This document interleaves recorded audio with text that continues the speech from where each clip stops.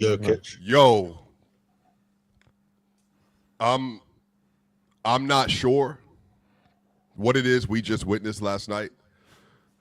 I'm not sure legitimately. I don't know if I've ever seen a better start to an individual season than I'm watching right now. I don't know if I've ever seen a better defensive start to a season than what OKC is doing right now.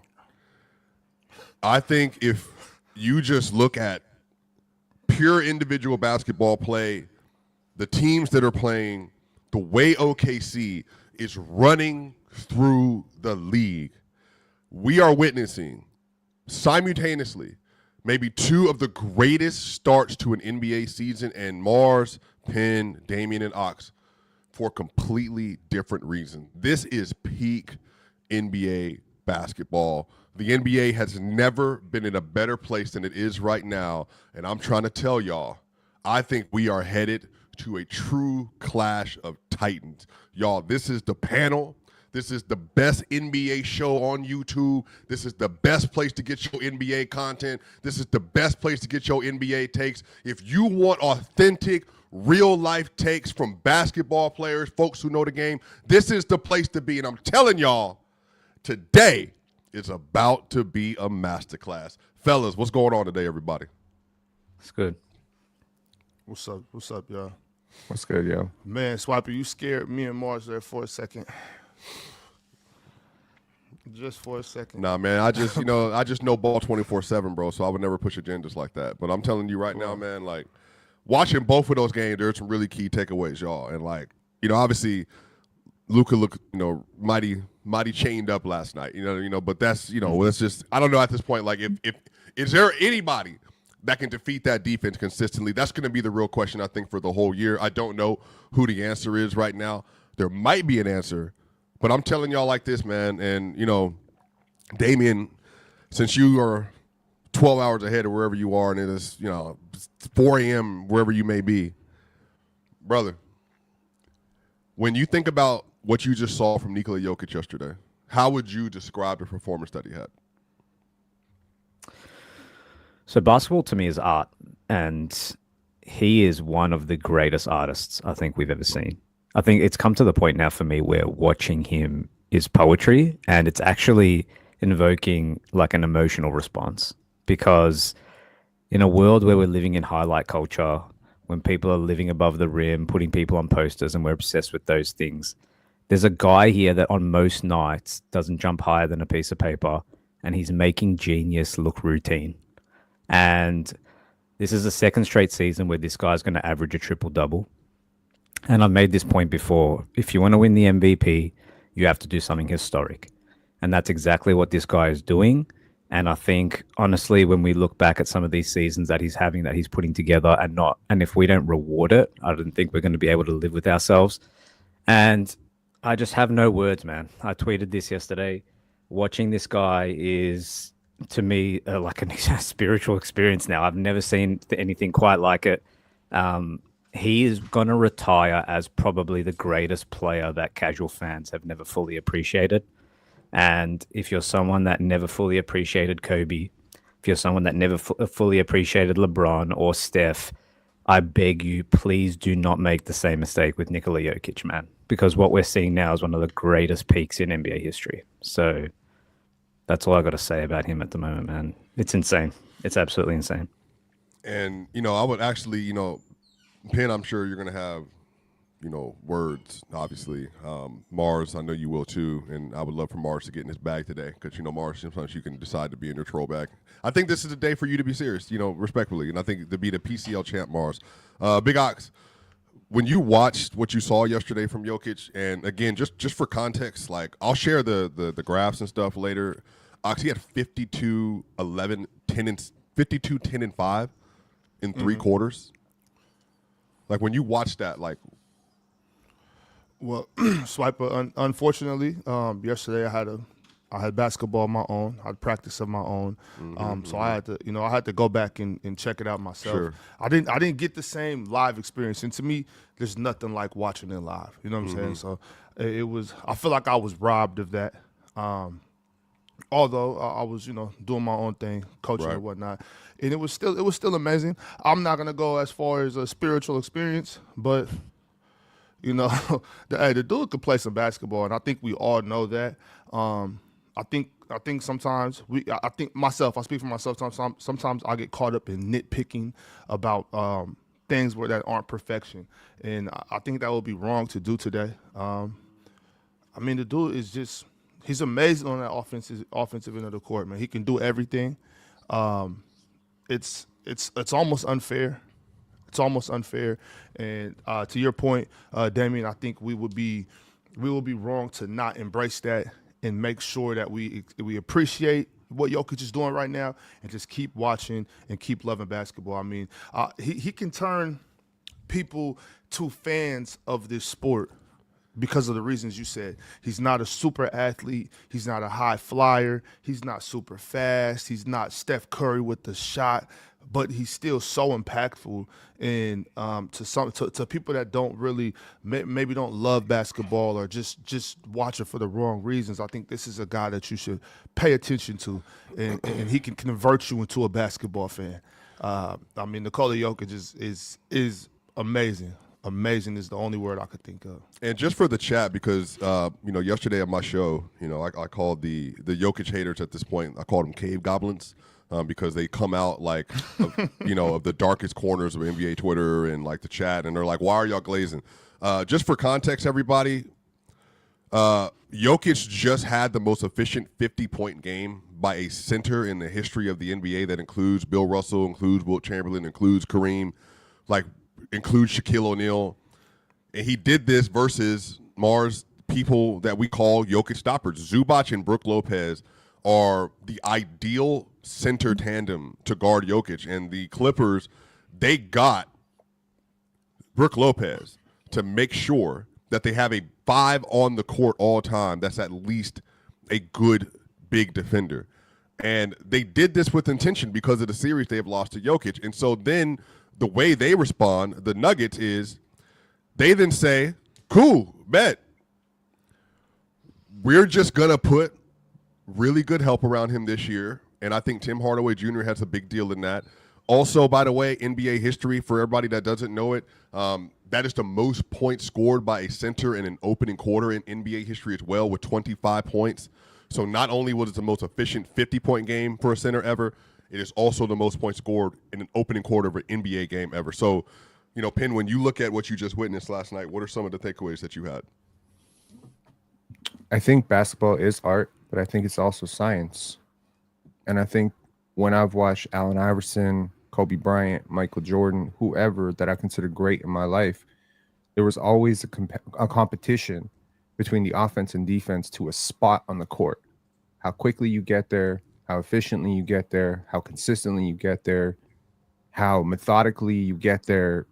Shaq is a great example. You can't beat him to a spot because you can't move him. Allen Iverson's a great example of the complete opposite way of getting to a spot. I'm too fast. I'm too shifty. I'm too quick. When people say Jokic is not a great athlete, I will remind you that I don't think he broke a sweat last night. He not even trying, bro. He's not even trying. He does not look exhausted at all. He is checking into the game and it's a blowout and he's just casually like, yeah, what's up? There's some guys who have to try to get their 50. He's getting 50 so easy. It's ridiculous. It's nuts. So it just comes down to his hand-eye coordination, his balance, his strength, his combination of footwork, the patience with which he is able to manipulate, the passes that he was throwing. We watched the playback game between the Kings and the Denver Nuggets. And I think in a 2 to 3 minute stretch to open that game, he threw 3 passes that I don't think most centers will ever throw in their lives. It's too easy for him right now. So yeah, man, he's a really good player. And I will remind you that 13 days ago or 12 days ago, I came up here and I said, he is comfortably the best player in the league and it's not close. Yeah, that's what we're seeing here. Can we please reel it in a little bit? Please, just Why? a little bit. Ox, Just why do you dot- feel like? Why do you feel like people because have to at this point? Swiper, come No, on. I'm asking legitimately. Come on. Same guy who was saying Domas is giving him work. We watched Playback together, and then you had dentist appointment at 10 o'clock. I didn't say he was better or anything, but I was just telling the truth. He was giving him work at the beginning. No big deal. That's okay. Swiper just talked about in a opening quarter. I can talk about an opening quarter too, can I? There's nothing wrong with that. What I said was completely true about that first quarter. DeMontis was cooking him in the first quarter. There's nothing wrong with me saying that. That doesn't make DeMontis better than Jokic.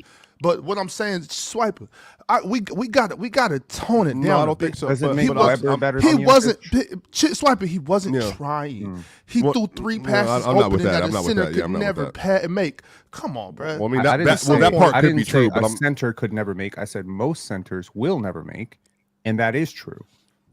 Yeah, that is true. But I think Ox, and let me, and this is Mars. This is a key for you as well here, because I do think it matters that right now, if the audience can see that, if you can't, let me, zoom in a little bit to make it a little bit easier for everybody. Can people read that, y'all? Can y'all read that for the most part? Okay.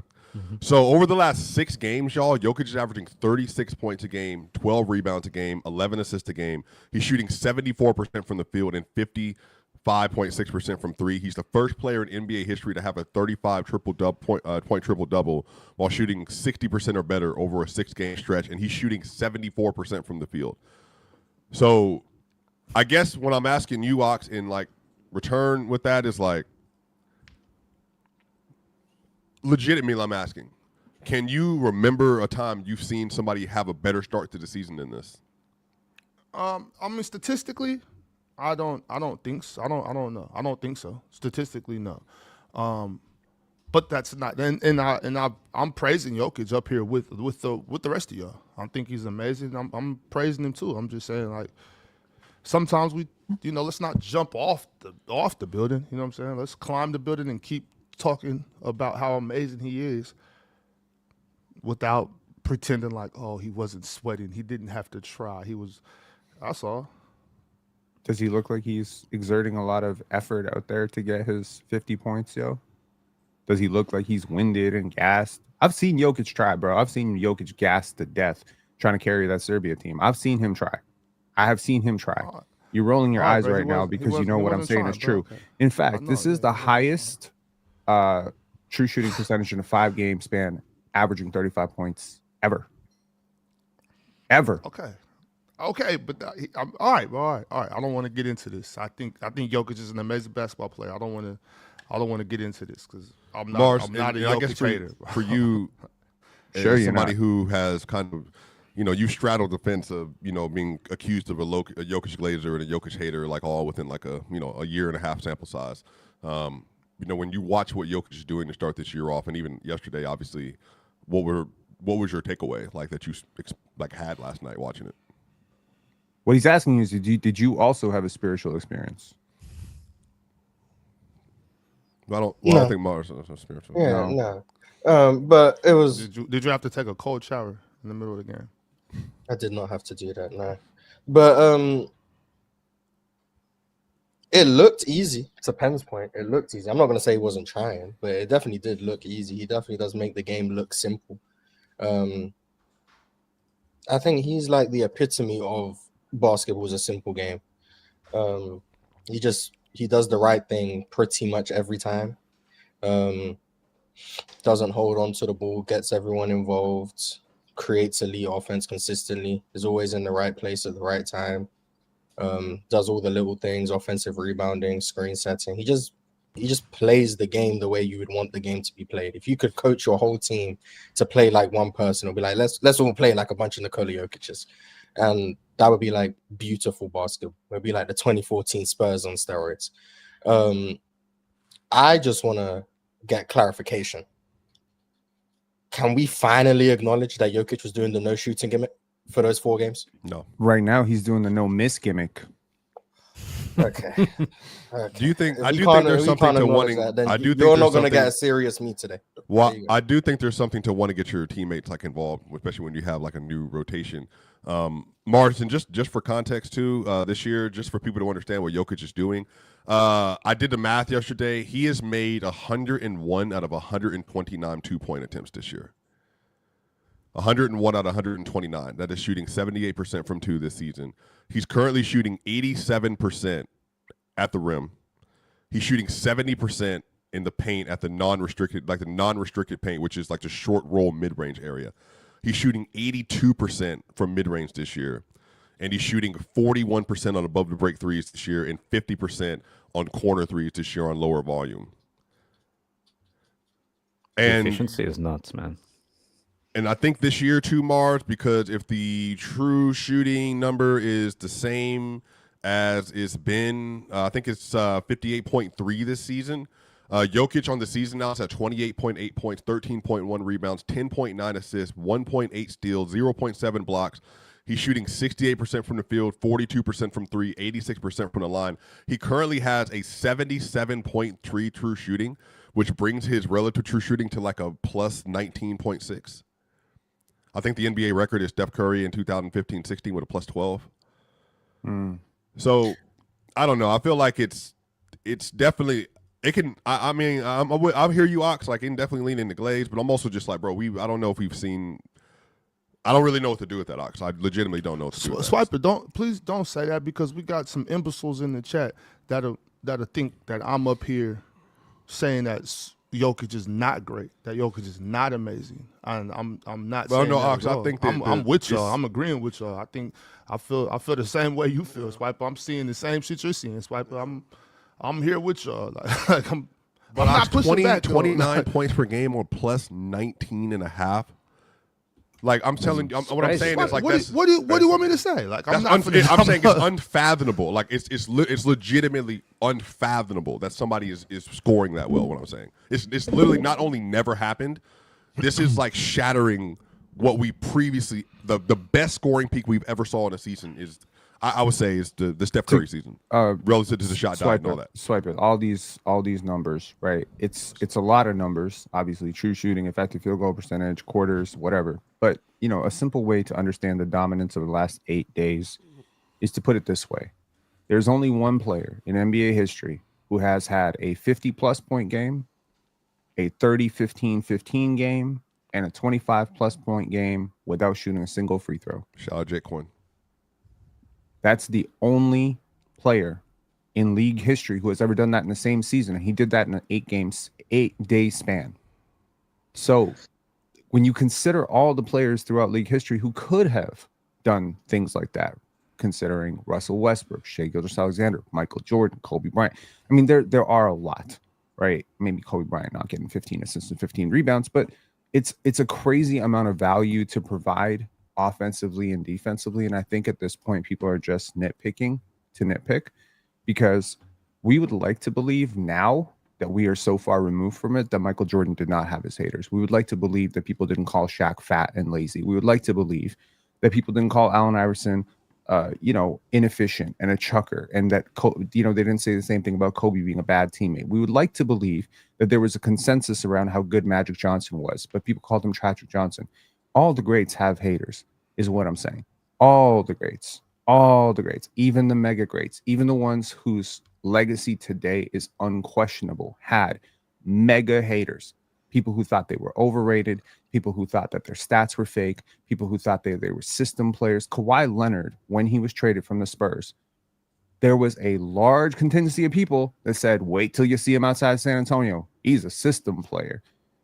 Greatness is not always obvious. And I think you have gone about it by throwing the numbers at people and saying, look at the numbers relative to, like I've said, look at his paint efficiency relative to Shaq.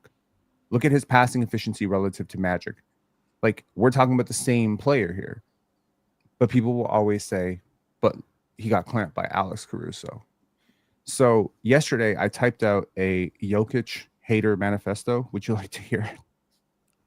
This is what I think that the people should go to if they want to hate on Jokic. And I think it's a very effective argument. So here's the Jokic hater manifesto. Number 1, bring up his rim defense. Don't bring up the steals, the deflections, the defensive coordination, rim deterrence. Don't bring it up. just bring up straight up blocks. He doesn't block the shot. 2, anecdotally, bring up Alex Caruso locking him up in the playoffs. Number 3, make fun of analytics. Call it El Basketball. Make fun of box plus minus.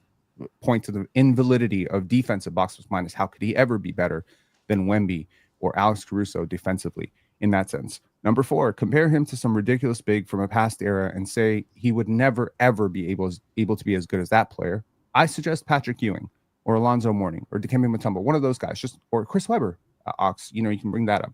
Number 5, call him fat.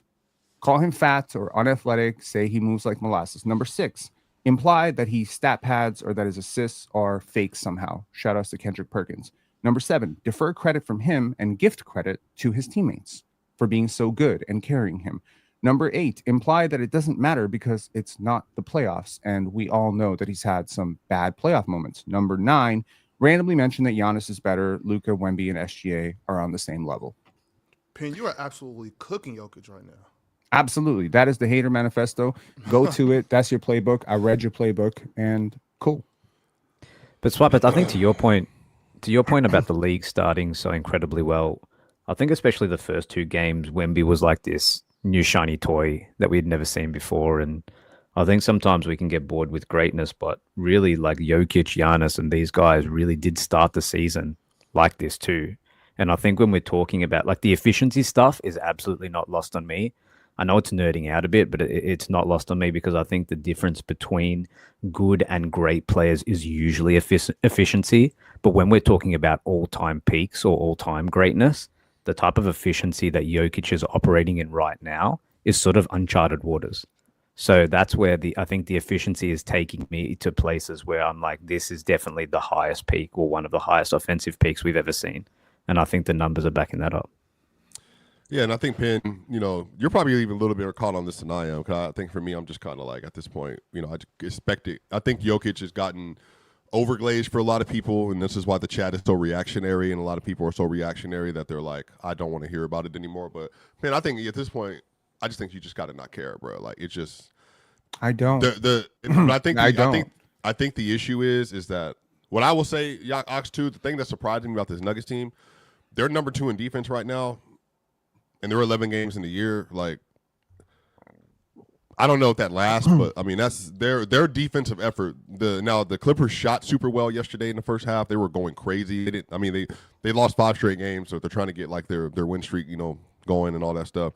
I think the issue is like I'm curious to see how long they're able to maintain like a 109 level defense, which is obviously like substantially better this year. I mean they're currently second in net rating to OKC. I think Mars. I think they're like a plus 13.5. I think OKC is like a plus 14.4 or something ridiculous. Like, OKC, by the way, has a 103 defensive rating on the year, just for people to understand. Like they're on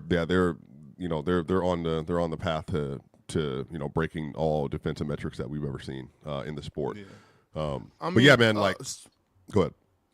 Well, I'm just saying like the roster construction from Denver this year, I think most of us were on board with that, like what they were doing during the summertime. Yeah, most of us were. Some of us were not. Yeah, I was. I mean, I'm super high on Denver as a whole unit. I was high on them last year. I mean, I think that if Aaron Gordon was healthy, that they win the championship last year. Mm-hmm. I mean, we had this conversation, so I'm still high on them as a team. I don't think we can deny what they're doing up in the Mile High. I think they put together a great basketball team. Once again, yes, I think MPJ is better than Cam Johnson, but I can see where Cam Johnson fits into this team. You know what I'm saying? That's the beauty of the art of basketball, the science of basketball. I've called it a religion myself. You know what I'm saying? That's the beauty of it. The better player is not always better for the team.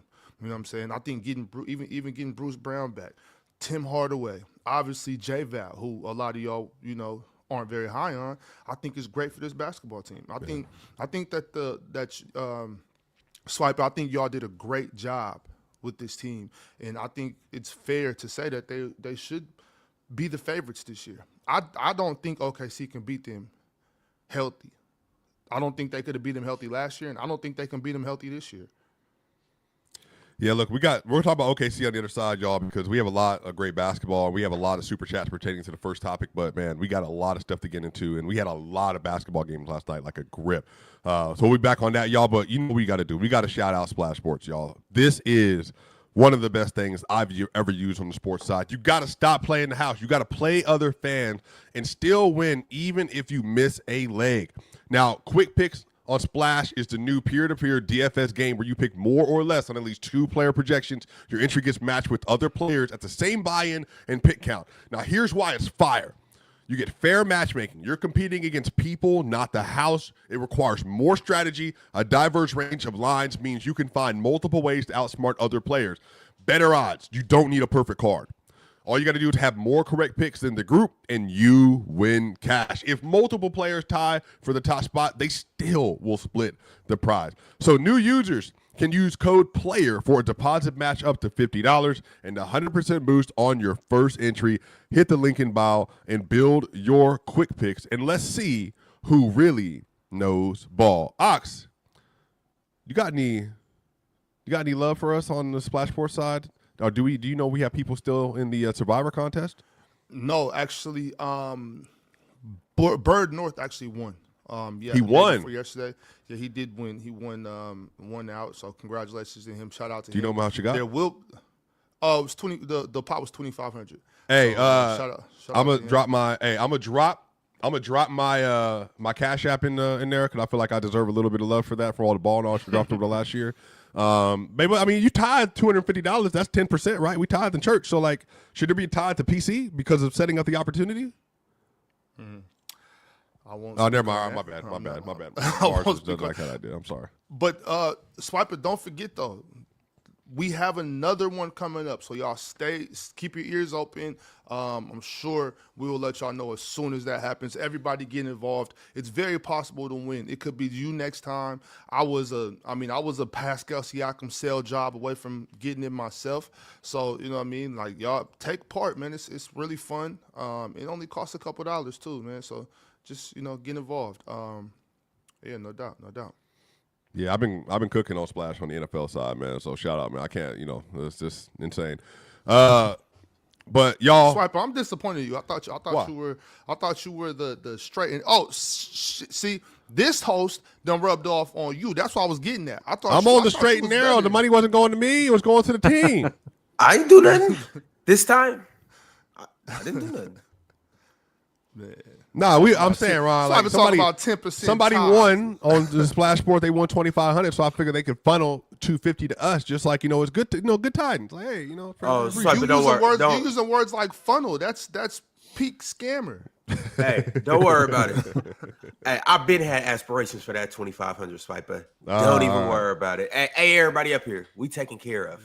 Next Survivor contest coming later this month, pretty soon, in about 10 days. And don't worry. No doubt. We got aspirations for that too. Aspirations. Shout out trees, y'all. We just got done, like Ron, talking about the Denver game, or not the Denver game, but Jokic's performance, and so we're moving on to the OKC topic now because obviously, we are staying in order over here. But I don't know. Y'all just got done glazing? Or no, it wasn't even really a glaze. God. It was actually like it wasn't a glaze. Penn said he didn't try. Penn said he didn't try. I mean, there was a little bit of that. I probably went too far with waxing on and waxing off. But the other stuff stands. He waxing on and waxing off Jokic stoppers and apparently playoff defense. He didn't do this against Charlotte. He didn't do this against Washington. And what I tell you yesterday, if we're gonna sit up here and we are gonna glaze 46 points on 45 shots, then we really should be glazing 55 points on like 23 shots, shouldn't we? I mean, like, let's be real, okay? Yeah, I mean, I tell you what, that segment turned into why load management is a bad thing. We actually barely spoke about Cade in that segment. So, yeah, and if we're gonna glaze, y'all, there's something we can glaze, and that's OKC's team defense, because they apparently have gotten better over the last year defensively somehow. Like, if you didn't watch this game yesterday, OKC held to LA Lakers to 92 points, and it was so bad that at one point, the Lakers, they run that like, hey, we're going to get a screen, we're going to get a switch lineup, and the next thing you know, Rui is ending up with Chet Holmgren in isolation, and Rui, they're so desperate for points, Chet is trying to attack trying to get it. It's getting attacked by Rui. And Rui, for some reason, thinks he's going to score on Chet, and then it just was like abysmal. Luka was in Pelican Bay yesterday. He was 7 of 20 from the field. He was a minus 31. He had 19 points, 7 assists, 7 rebounds, 4 turnovers. And Austin Reeves, he really honestly looked a lot like he did versus the Wolves last year in the series. He was a minus 24, 13 points, 4-12 from the field. On the other end, SGA, 3 quarters played. He had 30 points, 9 assists, 5 rebounds, 2 steals, plus 25. He was 10 of 18 from the field, 8 of 9 from the free throw line. Then you had A.J. Mitchell with 14 points, Isaiah Hartenstein with 11 points. You had Chet Holmgren with 11 points. You had Casey Wallace with 6 points. And off the bench, Alex Caruso had 10 points. And then Ousmane Dieng had 10 points off the bench. To what? Chang, sorry. They had just a dominant performance, 121 points scored yesterday. They obliterated the LA Lakers. And just for context, for people to understand just how great OKC has been this year. OKC, again, is first in net rating. They're a plus 15.6. They have 103.0 defensive rating this year. And just for context, the next best defense is the Nuggets at 109.4. There is a 6.5 point gap between the amount of points per 100 possessions allowed by OKC and Denver. Penn, you are the resident SGA Glazer. SGA Glazer, my God. SGA fan. I mean, honestly, I just like great basketball players, right? Jokic, Shea, Wemby. I just like great basketball players, and I like to be early, when I explain how great these players are. For context, and this shout out to Jason Temp for sharing the stat. The Thunder have a plus 21 net rating in 329 possessions with Shea Gilgeous-Alexander off the court. And the guy who typically would carry a lot of those non-SGA minutes would be J-Dub. And he's been in street clothes and will probably be in street clothes for the foreseeable future. The fact that this team is as good as it is telling you everything you need to know about defensive principles, team identity, team culture, coaching. They just do it the right way. I think a lot of people out here watching what Jokic and the Denver Nuggets are doing, watching the revitalized bench, watching Jonas Valanciunas looking very comfortable with that second unit and saying, hey, the Thunder were this close. The Nuggets were almost there to beat them. Maybe the Denver Nuggets with more defense around Jokic, with Bruce Brown back in tow. Maybe they finally have the edge. I think the Thunder have leveled up even more. I think the Thunder are. What's the difference this year without J-Dub? What do you feel like is functionally different? I think Shea has leveled up. He's a better player this year. I think some of these role players have really bought into, they play the right combinations so well. Like their lineup synergy is so good. They always have a sufficient amount of what they need on the court at all times, and it allows Shea to do his job. They're a very young team. They were one of the youngest teams in the league last year. It is actually expected that an NBA champion, who's one of the youngest NBA champions in league history, would get better. All of these guys have a lot of pride. And it's interesting because I was listening, I didn't watch. So to be fair, I didn't watch the OKC Thunder versus the Lakers because I knew exactly what was going to happen in that game. I knew Luka was going to get completely clamped by that defense. What I did watch was the Sacramento Kings. And it was interesting after, the loss to the Atlanta Hawks that Doug Christie said, team success starts with individuals looking in the mirror and having that pride. Then we can come together. Once the individual is locked in, now we can come together as a unit and you can love on your teammates and you can come do something together. But it starts with the individual. I think OKC has a unique talent to be able to identify individuals who care about the right things, who are egoless, selfless. It reminds me very much of the Spurs in the early 2000s. That team identified individuals who wanted to play team basketball, were above the ego, above the individual, and just came in and sacrificed for the team. You watch the Sacramento Kings and you watch a team that does not guard, does not seem to care on defense, does not compete, does not rotate, does not communicate, does not play with a lot of pride. And then you watch the OKC Thunder and you have a team that is up 20 and is still playing with so much pride. It's a tale of two completely opposite teams, two completely opposite personnel. And yeah, if you watch the talent You say DeMar DeRozan, Zach LaVine, Russell Westbrook. That's a lot of talent. DeMontis Sabonis, a lot of talent. So much talent. You see AJ Mitchell, you see Case and Wallace, you say that's a bunch of nobodies. Those nobodies care so much about each possession that I think it's infectious. And they have, it's almost like they're hungrier this year. It's as crazy as to say. They could win 72 games easy. That's where I'm at. Yeah. And I think- You're muted, Ron. You're muted. Damien, yeah, I guess when you watch OKC and you've seen what they've done so far this year and you watched that game last night, like what were your takeaways?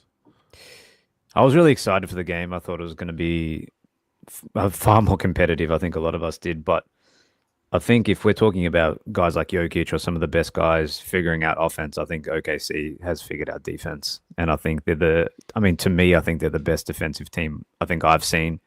Austin Reeves and Luka, like you said, Swap, yes, they were in jail. And not just like by a little, by a lot. Like they didn't even look like high-level players yesterday with OKC, and they're doing this without Lou Dort. They're doing this without J-Dub, who you can make a case on any given night are their best perimeter defenders. So it's just a very scary sight. They found gold in AJ Mitchell. They also have, and this is where it gets even wilder. In this 26 loaded draft, they got 2 first-rounders at number 7 and number 9, one of them being unprotected from the Clippers. And it's like, how can this team possibly get better? But they seem to just get better. And I think Chet's coming into his own a little bit. I think the role players are playing at such a high level, but it's because the personnel and the infrastructure is there for them to excel and maximize their gifts, especially defensively. And when you're so cohesive defensively, you're already going to be in every game. And then you've got the scoring of Shea and everyone contributing, and guys like Isaiah Joe can make 8 threes on any given night. So they just have so many ways to beat you. Even if they happen to have a bad defensive night, they just have so many ways to beat you. Mm-hmm. And it's going to be really hard to beat this team, I think. I think they're sort of growing into a new level, and Shea said it before the season that they're hungrier and that they're going to get better. And it's one thing to say it. It's another thing to watch it play out. And when you look at their schedule, it's hard to see when they're going to lose next. So it's crazy. Obviously, they will. It's the NBA, but yeah. They could get a top 3 pick legitimately. The Clippers are that bad right now. They folded in the second half yesterday. They could legitimately get a top and wow. The Bradley Beal injury, which I'm sure we're going to talk about at some point. You know what? It's such a weird thing. Y'all are athletes. All of you actually up here are athletes. Think about like from the mindset of you have just been drafted to the OKC Thunder as a 2nd round pick. You walk into that arena.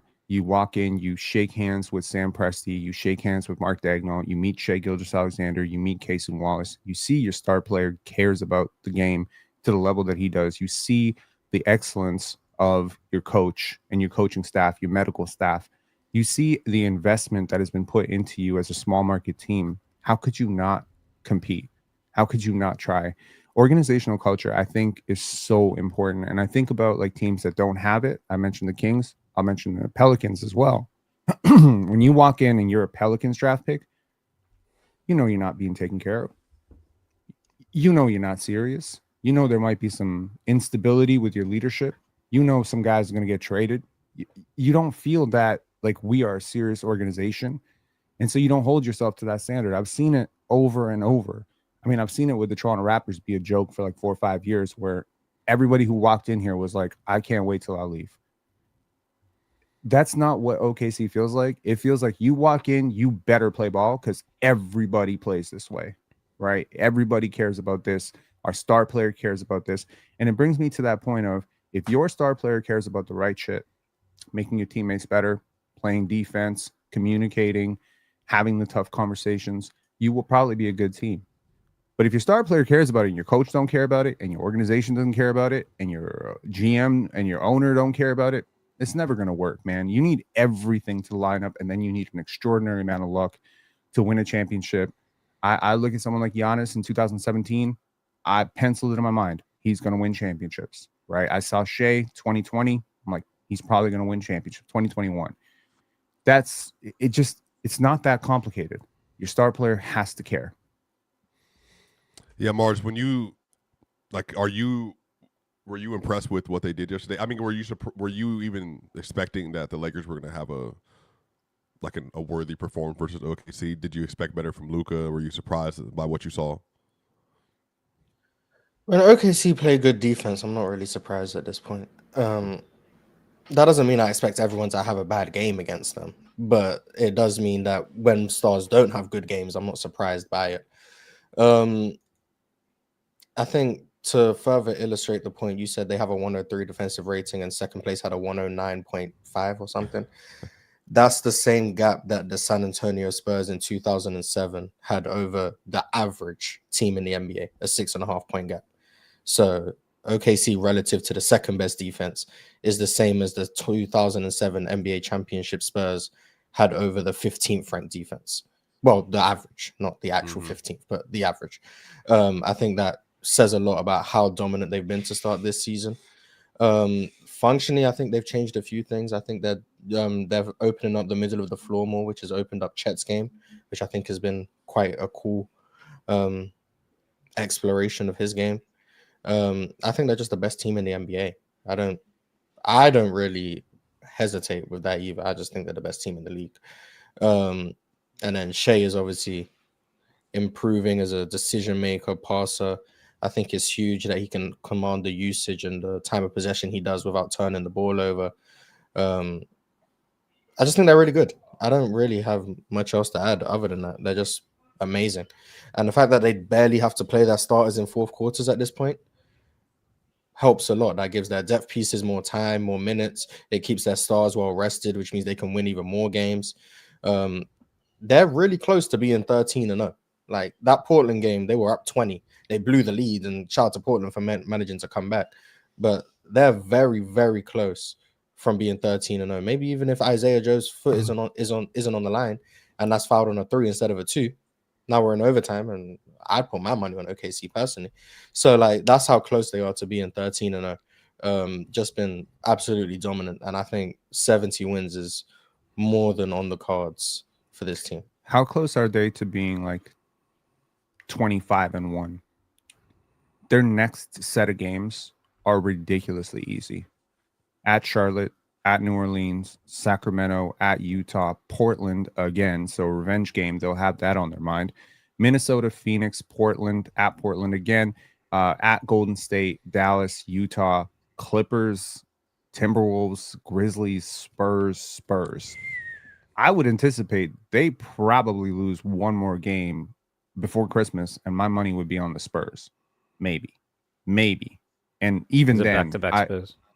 It's December 23rd and December 25th. So Christmas game against the Spurs, I could see them losing one of those. But I mean, it would require De'Aaron Fox and Wemby to have extraordinary performances, for Dylan Harper to be back and play exceptionally well, probably for them to not be healthy. There's so many things that have to go wrong for them to lose a single game that really at this point, 74 games isn't off the cards. Well, you expect De'Aaron and Wemby to play well. You know what I'm saying? So regardless of that, it's just like how you mentioned earlier. When it comes to a game like basketball, it doesn't necessarily have to be your star. You know what I'm saying? Harrison Barnes could have a great game. Keldon Johnson could match Lou Dort's physicality. You know what I mean? It's a bunch of different things, ways they could win, especially with a team like the Spurs who have a lot of firepower over there. Now, but to your point though, that list of games you named off, it sounds like they should win all of those. But you know, Minnesota could give them a good run. Portland up in Portland might give them another good one. But damn, like that seems like a really simple, really easy schedule. So for them to go 25-1. Is very, very possible. Well, what I said to start the year was they won't be favored. They will be favored to win every single game they play this year, other than at Denver on a back-to-back, maybe. That would be the only game that they would be favored to lose. So every game they lose this season, they will still be losing to the underdog. That's a crazy thing, and I don't think we have we seen that since the Warriors 2016. 2017 Warriors, maybe the 96, 97 Bulls. Maybe the Bucks in 1920. Remember the Bucks? They were favored in every game except for one. No, but I think they probably that year had, like, except for the Lakers that year, maybe the Rockets. But I would have to like really go back and think about like who they would have played that would have put him in that spot. Because at one point there was a question for them: are they going to like come close to the record with what the Warriors have set previous? Like, What about the 12? The LeBron Heat, the Heatos, were they favored to win pretty much every single game, every single night? Was it a surprise when they lost? I don't think it was. I think there were a couple games where they walked in, like the San Antonio or whatever, where they were favored to lose. Like the home advantage, road advantage really does expose it, right? When you are consistently favored on the road, I mean, every NBA team plays 41 road games a year. If you are favored in more than 38 of them, you are really respected. Truly. Well, for this though, the statement I just made, that was about this games that you just listed off. Yeah, of course, you know what I'm saying. But I think there's quite a bit of teams out there. I won't say quite a bit, but there's a good amount of teams out there that I think will be able to compete with this team and beat them throughout the season. But that group of teams that you just named for this upcoming part of the schedule, they should run through that. I got a couple teams I think will give them some trouble throughout the season. So I mentioned the Spurs, right? Specifically, I said because they have the back-to-back against the Spurs and they have a Christmas game against the Spurs. I don't know if the NBA really thought this through. Victor Wembanyama averaged double digits against every single team in the league last year. He actually was playing great.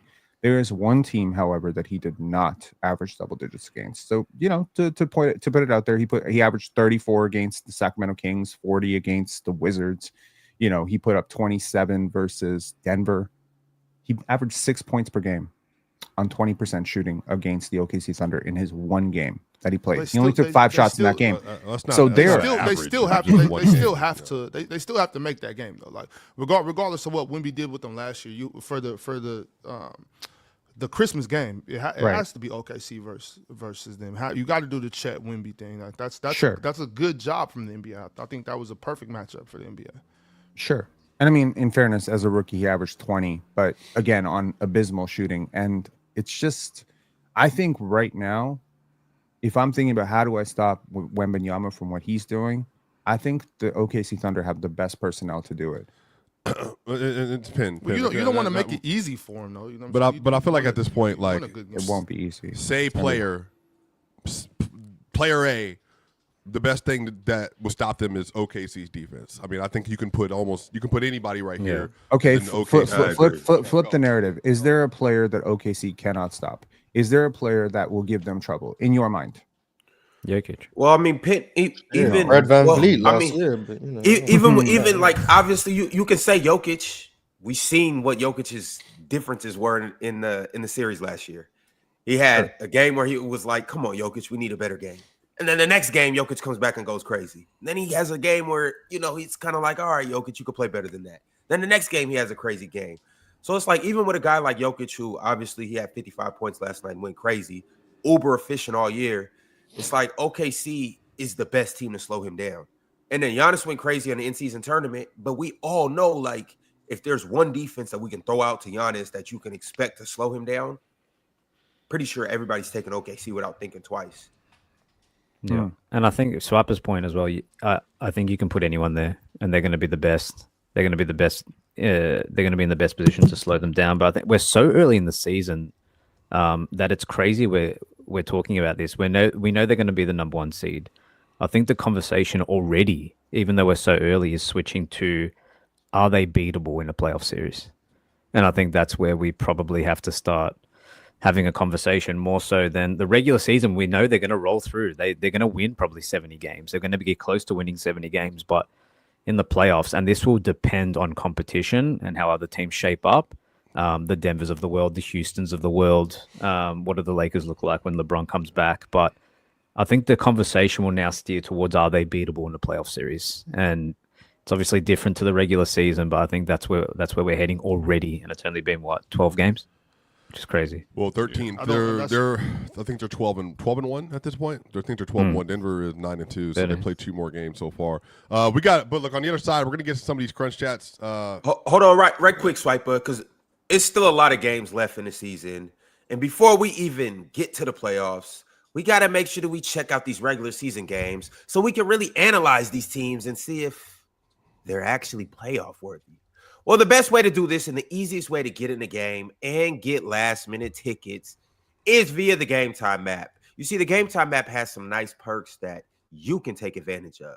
The first thing is, well, really just being able to get your tickets at the last possible minute at the lowest price guaranteed. Like that's two advantages on your side that you just aren't going to get anywhere else. And then the beautiful thing about it is in the app, you get a panoramic view from your seat so you can see exactly where you're going to sit at exactly which place in the stadium and see exactly what view it is before you even get there. And then last but not least, you don't have to deal with scamming fees on the end. No, the Game Time app has fees that are included, so you know your total cost up front with no surprise fees at checkout.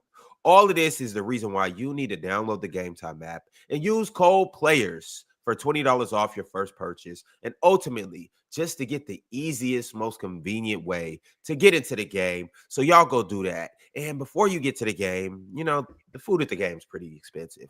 You know, when I go to the baseball games with Ox, he typically double fists 2 big glizzies. Then he got us pay like $40, $20 for each glizzy. You probably shouldn't do that.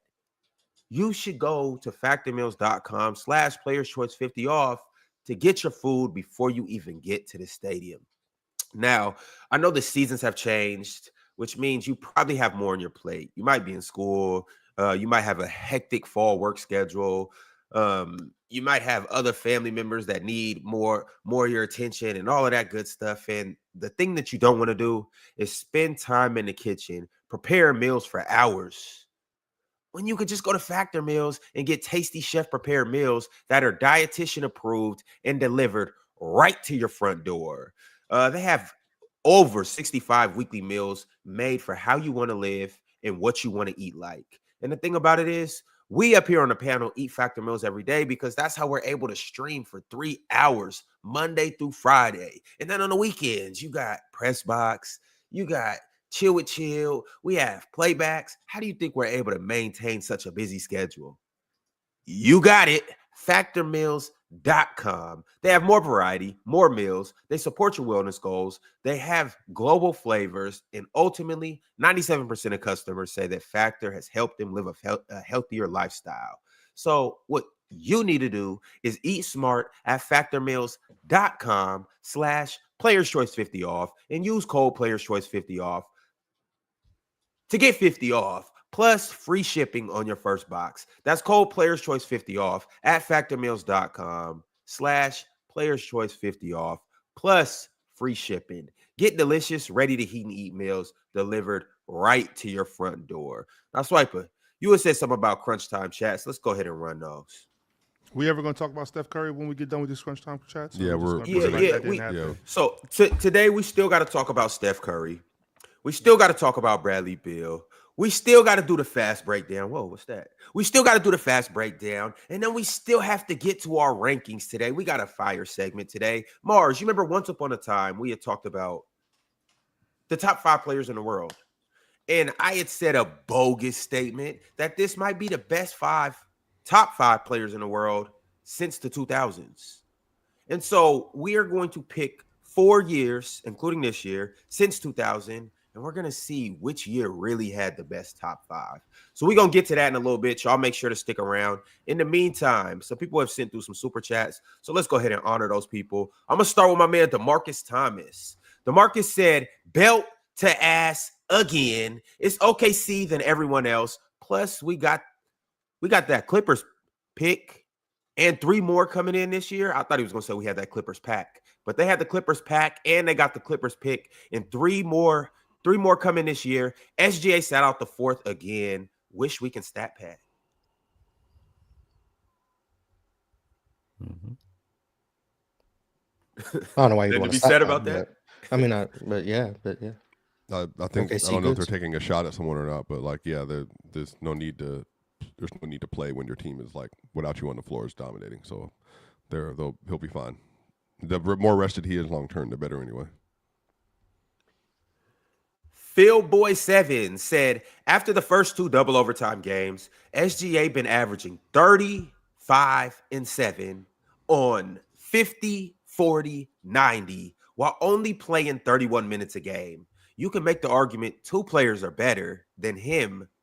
The top of the league is absolutely nuts. Yeah, I think SGA's having a great season. It's just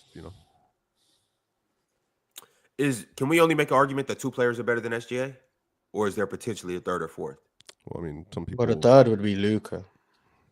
I think you're probably reaching if you think Wemby's better than Shea. Yeah. But the three would be Jokic, Giannis, and OKC fans were on the timeline saying that this proves that Luka is worse than Shea because Luka had a bad game versus OKC's defense. Not just was just. But that's what was going to happen. If Luka had a good game, Luka fans are going to say that proves Luka's better than SGA. It's not like these conversations ever come from a genuine place. Like, Yeah, I think at this point, any game like it's so. I don't know how to frame this either, Mars. So I'm trying to like correctly say this. The level of pressure you're dealing with to play versus like OKC at this point is like, it's going to take all time performances to overcome it, especially when we get to the playoffs. Like that's just where OKC's defense is, and that's just a fact. Like there's no way around it. You got to reach a peak that you may have never had to reach before to beat OKC. Their defense in particular. You know, it's kind of crazy. There might be one guard in the league that I think could consistently beat OKC's defense. Unfortunately, he plays Anthony for Edwards. OKC. oh, It's I think Shea. Anthony Edwards. I think Anthony Edwards this year would probably cause the most problems for them. But I'll wait to see them play against each other. It was. This is early. Mars, how do you feel about the Cade Cunningham train? Not ready yet? Still too raw? For OKC's defense, Maybe nah, the height, that's- the size, and the my height might help him a little bit. God, no.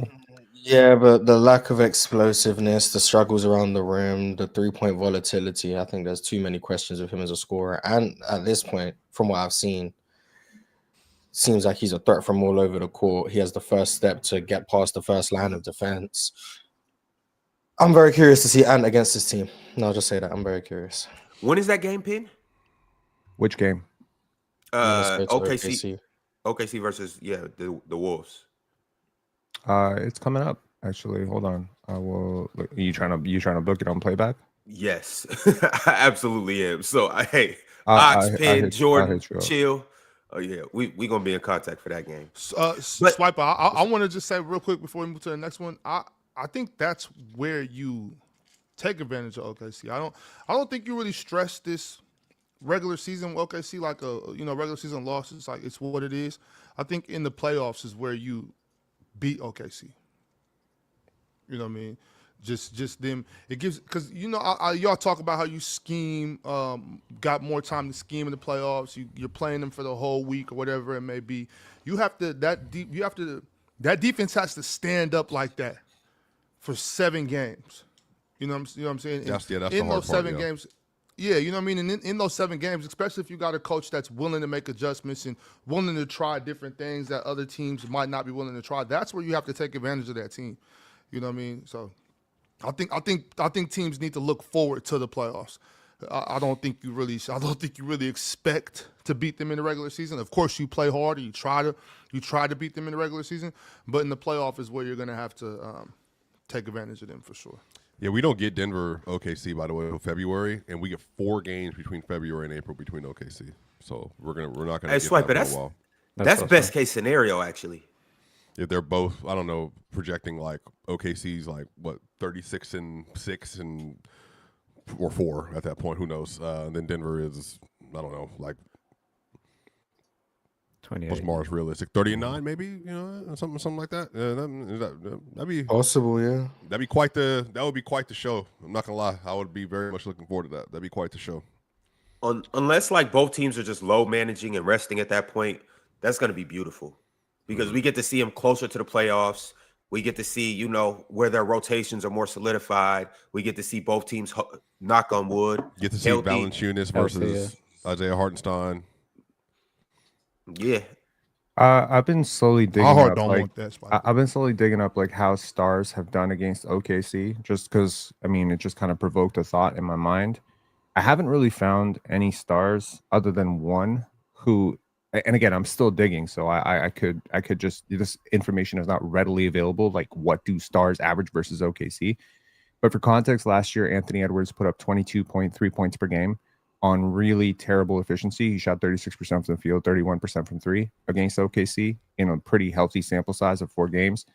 Jalen Brunson did okay, 24.5 points per game, but on 19 shots, and he shot 14% from 3.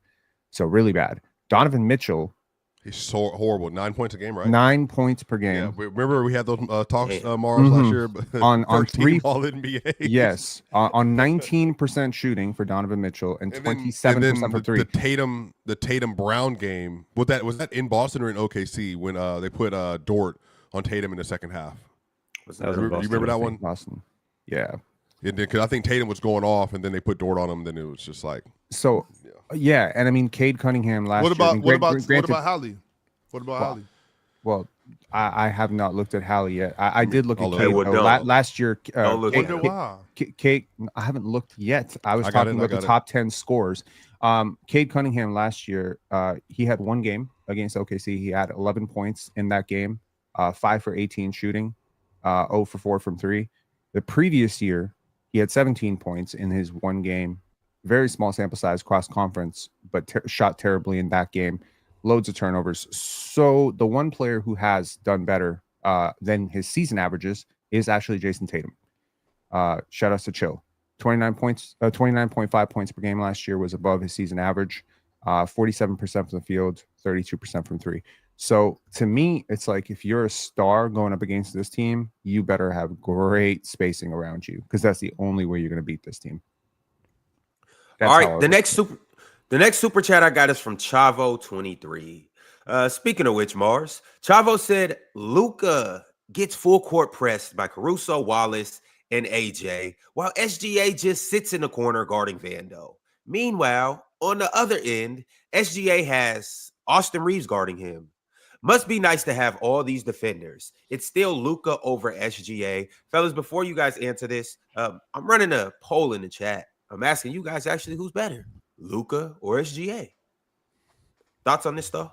March directly, or Damian too, well, the group, but just, how fair is that argument? And like legitimate, I'm asking, like, for the context of the conversation. That's why I'm asking, like, do you feel like that's a fair question to ask between the two? It's just basketball, Swiper. It's not supposed to But- be fair, bro. Like, it's just basketball, man. The Like, context is that fair, could- but that it's could be true. the context is fair, but it's used disingenuously because you're basically saying Right. nothing SGA does is going to mean anything to you because he's not going up against OKC's defense every time he plays up against someone. Like, so you've basically put it in place that I think X player is better than SGA, and every time SGA outplays X player, I'm gonna have the get out of jail free card of SGA is not playing against OKC's defense. Therefore, this game means nothing to me. But if X player outplays SGA, oh, see, I told you he's better than him. So SGA is in a lose-lose situation in your mind. So, like, the context is fair. You're not SGA physically can't play against OKC's defense. He physically can't. That's actually accurate. But the way in which it's used is basically to say SGA can't graduate in these conversations because he can't play against his own team. So it's disingenuous. But Who's the second best defense think- after OKC in your mind?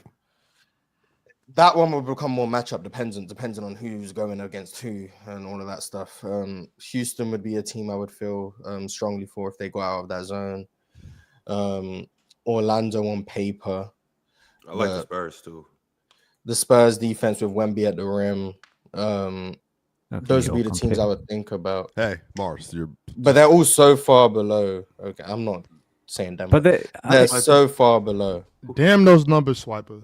Because if I say Denver and then I watch SGA fry Denver. No. Peyton Watson love. Peyton Watson. there You is said something to be Portland, said, Mars? You though. said Portland? Oh, Portland. Portland's a good defense. Yeah, Portland. Yeah. I know people don't like these arguments, but like if SGA and Luka just swap teams right now, would the result really have changed yesterday? Wouldn't No, Lucas they would've wouldn't beat the hell out OKC of the still win Lakers, by too. 30? You know what I mean? Like, I mean, Yeah. like, yeah, like they would. But there is something. So- I think though that to be fair, and obviously Mars's point is valid in terms of the situation is the situation. SGA can never play against OKC, but there is something to be said that yesterday when you're watching the game, SGA doesn't mind switching onto Luka and guarding him, whereas on the other end, we know that the Lakers are trying to hide Luka and things of that nature. And I'm not saying that should decide the conversation between the players, but there is something to be said about it.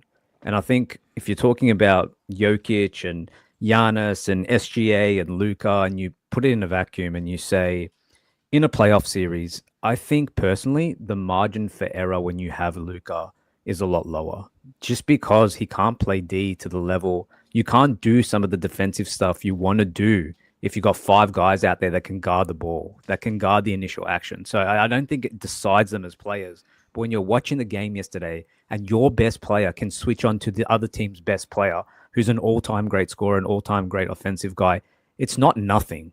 You know, I think we have to step away from sometimes this guy's so good offensively that we can ignore the defensive stuff. Yeah, it's okay. It's in some context. But there is something to be said when SGA can switch on to Luka and OKC is still so comfortable with that. I don't think that should be discounted when we're doing some of this comparison stuff. I also, Demian, I think tough. SGA is a good defender. I think he competes on defense. I like SGA, but I also think Luka would be a much better defender than he is on OKC.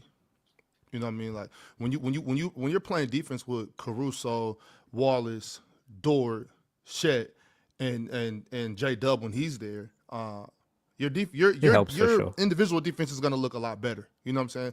But the thing about it is, like, to the super chat, that's just a part of basketball, bro. And it depends on, like, I always try to say, like, how are we looking at it right now? Are we looking at it from a fan, from a player, from GM, from coaching? How are we looking at it? If you look at it from, like, a hooping standpoint, like from a player standpoint, you're going to be like, well, you're not guarding me. You're just over there doing nothing. You know what I'm saying?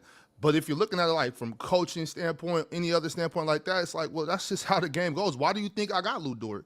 You know what I'm saying? What do you think I got these dudes out here for? Clearly not because they're going to average 30. You know what I'm saying? So that's a part of the game, and we have to accept that. You know, and I don't think that makes Luka better than SGA or SGA better than Luka. It's a hard conversation to have if you're going to be petty about it. You know what I mean? So. All right, fellas, moving on to the last super chat for the Crunch Time Chats. Before we get into our fast breakdown, we got a super chat from a GOAT, 7850. GOAT said, Derek Queen. That boy is special. His touch, feel for the game, IQ, his handle, not a detriment on defense. I love all of it. Yeah, they maybe should have added some protections on the pick, but Fears and Queen are a good building block. Is he is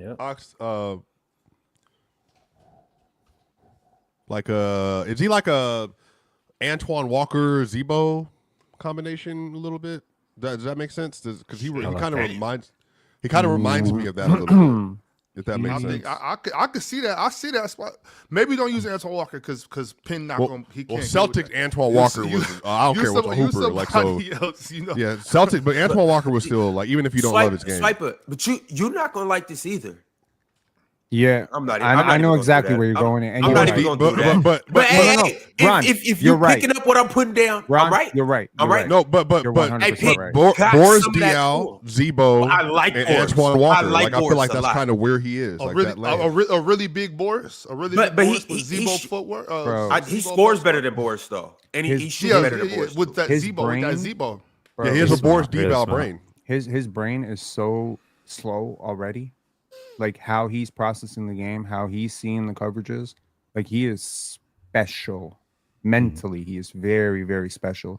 He got all the physical gifts in the world. He's not the most explosive leaper, but he's got a sufficient amount of size. He can throw his weight around a little bit, and he's got good touch, man. His hand-eye coordination is really, really next level. I know there has been a lot of talk about next Jokic with Alperen Şengün, with Danny Wolf. Every single time we see a 7-footer who can throw a no-look pass, Hanson Yang, that dude, for some reason, Ron, just remove yourself from the screen if you sitting here waiting for Hanson Yang praise after this season. Derek Queen is legitimately the closest rookie that I have seen to Nikola Jokic. Period. No, not Domas. No, not Yang. Not any of these guys. Derek Queen is legit. Derek Queen's the truth, and I really like him. He's amazing. It's not every day you get the stamp of approval from Tim Duncan, right? And I think that was a big thing. I spoke to Derek Queen like a month ago, and man, he's just 20. Like he's just a kid, man. Mm-hmm. And you can see when guys like, if you just watch practice, you could see the guys like trying to bring him along. Like when he starts to grow into the maturity, into taking care of the body, and I think the super chat's right. I think Pelicans, they're in the midst of a terrible season, but when you have exciting young guys like Derek Queen and Jeremiah Fears, it's not all bad. You can find some good you can find some silver linings in an otherwise pretty bad season. So I'm excited for those two. I know Penn and I are pretty high on Jeremiah Fears, and he's looked pretty good as well, to be honest. So shout out to New Orleans, hopefully getting out of the mud at some point. Actually, I have to give credit to S. I gotta give Ox. I gotta give credit to S for this, because S Foundry Barhani brought this thing up, and it's a bit of a viral tweet right now. Do y'all realize? I realize, Ron, you saying everything about how great the NBA is right now. The NBA has never had 5 players as good as they are right now. But here's something else the NBA has never had. Well, I mean, maybe they do, maybe they don't. We'll talk about it. But here's something the NBA has never had before. The NBA has never had a king, a queen, an ace. Damn it. What the hell is that last? Oh, I messed up the segment, bro. What was I'll help you, Pin. And they never had. What's the one guy on your team? Scotty Barnes. No, the other one. Never mind. Continue. Damn it. What the hell was it, bro? A Joker as well, yeah? A Joker. Damn it. There we go. Joker. It's the fucking title of the show, bro. Joker, an ace, a king, a queen. And I messed it up. And a heart. That's all right. You almost had it. That's mad. Oh, yeah, got 5. But the thing about it, though, y'all, I know y'all still might not be on board with this, but that move on draft night might not turn out to be that bad, y'all. I think Derek Queen is a really good player, man. I told y'all, like when you see something you want, you got to get it. You know what I mean? You got to get it. And I think Derek Queen he's worth it, y'all. And he's still gonna get better, y'all. He's still gonna get better. But like I said before, this is one of those things that's gonna take 4 or 5 seasons for us to really know. So let's just hold off on killing that front office for now, y'all. Just hold off on it. Yeah. And the biggest thing about Derek Queen for me is the fact that he could play the 4 and the 5. Mm-hmm. So you can really get creative with him. You could put you could legitimately put Trey Murphy can play next to him at the 4. You could get a guy of that archetype. Or you could turn around and put Aaron Gordon next to him. Or you could turn around and put a big rim running center, like a blocking lob center. You can do so much around him. You could put another floor spacing big next to him. I don't think you could put Trey Murphy next to him, man. You need defense. You need great defensive players around him right now. You do. You don't think Trey Murphy's a good defender? You're projecting though, Ron, yeah? Like what he's going to be. I love Trey Murphy. Trey Murphy, one of my favorite players in the league. I'm watching him the last 2 years. He can't guard a shadow right now. No, he's not great defensively at all. I wonder how much of that is just a situation. I would put a defensive big, like, if he could play next to a Derek Lively, that would be amazing for him. If he could play next to even a Daniel Gafford, that would be amazing for him. I feel like that's the type, like, he needs a rim protector. Rudy Gobert. If y'all, if they trade Zion, if they tried to trade Zion off that team because they want to build around Queen, I would trade Zion, and the one piece I would want back in a Zion trade would be an elite rim protector. Unless y'all really high on Eve Nisi, which I mean I am, but like Eve Nisi plus Derek Queen could be interesting going forward. Jeremiah Fears, I think they cooked up in this draft, man. I love their draft. I hate that they lost that pick though, because they about to be really, really bad. So it's like, I don't know. And this continues to be my question, and we don't know where that pick's gonna lie. But where would Derek Queen get drafted in this year? And I even want to say, knowing what you know now about Derek Queen, would you take how many? So there's clearly 5 players you would take over him, Pid. I don't want to say clearly because I mean, like I had him like 11th or 10th on my board this past year, and I think this upcoming draft is better than last year's draft. So this is just a matter of like prisoner of the moment shit where I'm watching him do this at the NBA level. It's not something you could have possibly known that he was going to be able to do, right? There's a lot of rookies right now that look like fish out of the water. Literally every minute they spend on the court is like, whoa. And then you have players like Nick Clifford who look very comfortable. You see VJ Edgecombe, he looks very comfortable. VJ is not phased by the speed of this game at all. Cedric Coward as well. Cedric Coward is another one, right? D3 prospect came up last year, was thinking about going back to Duke. And then he was considered a 2nd round pick. It's like, you never know. Like, I was super high on Carter Bryant, so high on Carter Bryant. I came up here glaze session after glaze session on Carter Bryant. Yo, he has been horrible to start this season, right? He's only played 47 minutes. So what the hell do I know? 47 minutes is not a large sample size, but he has been overwhelmingly bad. When I'm watching him, he looks slow. He all the athleticism, all the tools, all the shit that you want to measure in a draft combine. Derek Queen didn't do well in those drills. I'm gonna be honest with you. Derek Queen sucked at the draft combine. He hurt his stock so much. He walked into last year's draft cycle as a surefire top 5 pick, and then fell all the way to the end of the lottery, which is what allowed New Orleans to get him because people had concerns over his work ethic. So, I agree with Ox. Let it play out. But I agree for a different reason, which is like all the demons that people said Derek Queen had, low motor defensively, inconsistent, etc. Right now, he's a shiny new toy. People have not figured him out. Wait till people scout him. Wait till he gets those NBA checks. Let's see how he takes care of his body. Let's see how he cares about winning. And then we'll see 2-3 years from now. As of right now, though, what I've seen from him in the NBA, I'd take him top 6 next year. That's how I feel about it. All right, let's go ahead and get into it, y'all. We had some good-ass games last night. We had some big performances. We had some crazy moments that we got to get into, and we're going to do it right now in our fast breakdown segment. Let's go ahead and make this happen. The first game I'm going to start with, Ox, your wish has been granted. We're going to talk about the Golden State Warriors beating the San Antonio Spurs by a score of 125-120. The Warriors are now 7-6, so they are above 500, and the Spurs take their third loss, but they are 8-3. Now, let's talk about the obvious in this game. Steph Curry only had 11 points against OKC last night. Well, 2 nights ago. Last night, against the Spurs, albeit a very good defense, Steph Curry shows you guys that, hey, I'm still Steph Curry, and I'm potentially the greatest point guard ever for a reason. He goes for 46 points, 5 rebounds, 5 assists, 2 steals. Only 5 of 16 from 3, but he shot 13 of 25 from the field, 15 of 16 from the free throw line. Also for the Golden State Warriors, Jimmy Butler pitched in 28 points, 8 assists, 6 rebounds, 3 steals, and Moses Moody, shout out to Moses, 19 points as well. And on the other end, yes, I know you want to know what Wemby did. Well, Wemby had a Wemby night. He's not slowing down. He doesn't look close to slowing down. Wemby had 31 points, 15 rebounds, 10 assists, 8 turnovers, though, and only 1 block. And as if that wasn't enough for the Spurs, with Wemby getting a triple-double, a crazy triple-double at that, Stephon Castle stepped in, and he had him a triple-double too. 23 points, 10 rebounds, 10 assists. De'Aaron Fox had a shaky game in his second game back. 13 points, 5 assists, 5 rebounds, but he had 6 turnovers. Fellas, talk to me about this game. What did you see? What did you like? What did you dislike? I think the Warriors are clearly a very different team when Jimmy Butler's aggressive.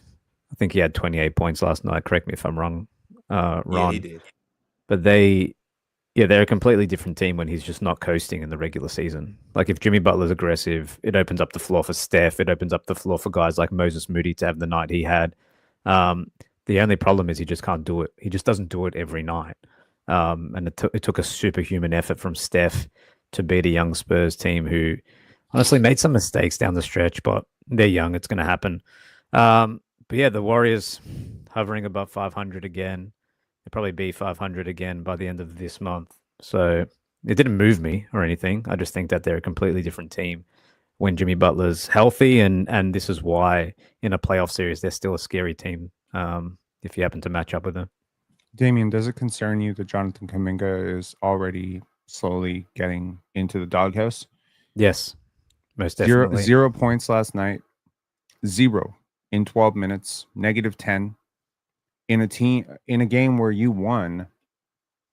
Your former 7th overall pick that started out the season as a starter, just got a new contract, albeit begrudgingly, was -10 in a game that you won. Al Horford, -14, played a lot of minutes, unfortunately, with Jonathan Kuminga. Steve Kerr said it last year, but he didn't really think that Jonathan Kuminga and Jimmy Butler could play together. Yeah, I think the start to the season sort of proves that. And he said before last night's game that there were going to be changes in the starting lineup, and that was the change in the starting lineup, and I think it looked good. And it's tough because every time Jonathan Kuminga has a bad game, and especially if they win, it's just giving Steve Kerr more evidence in his mind that he's doing the right thing. And like you said, Kuminga's just gone waste away this year. The situation's going to get nasty. Draymond Green and Jimmy are probably going to say some stuff post game consistently throughout the year. There's a world that exists where it does get very toxic. And Kerr's not afraid to just bench him and just not use him, which is insane. But we're gonna have to see how it plays out. But I don't like how it looks.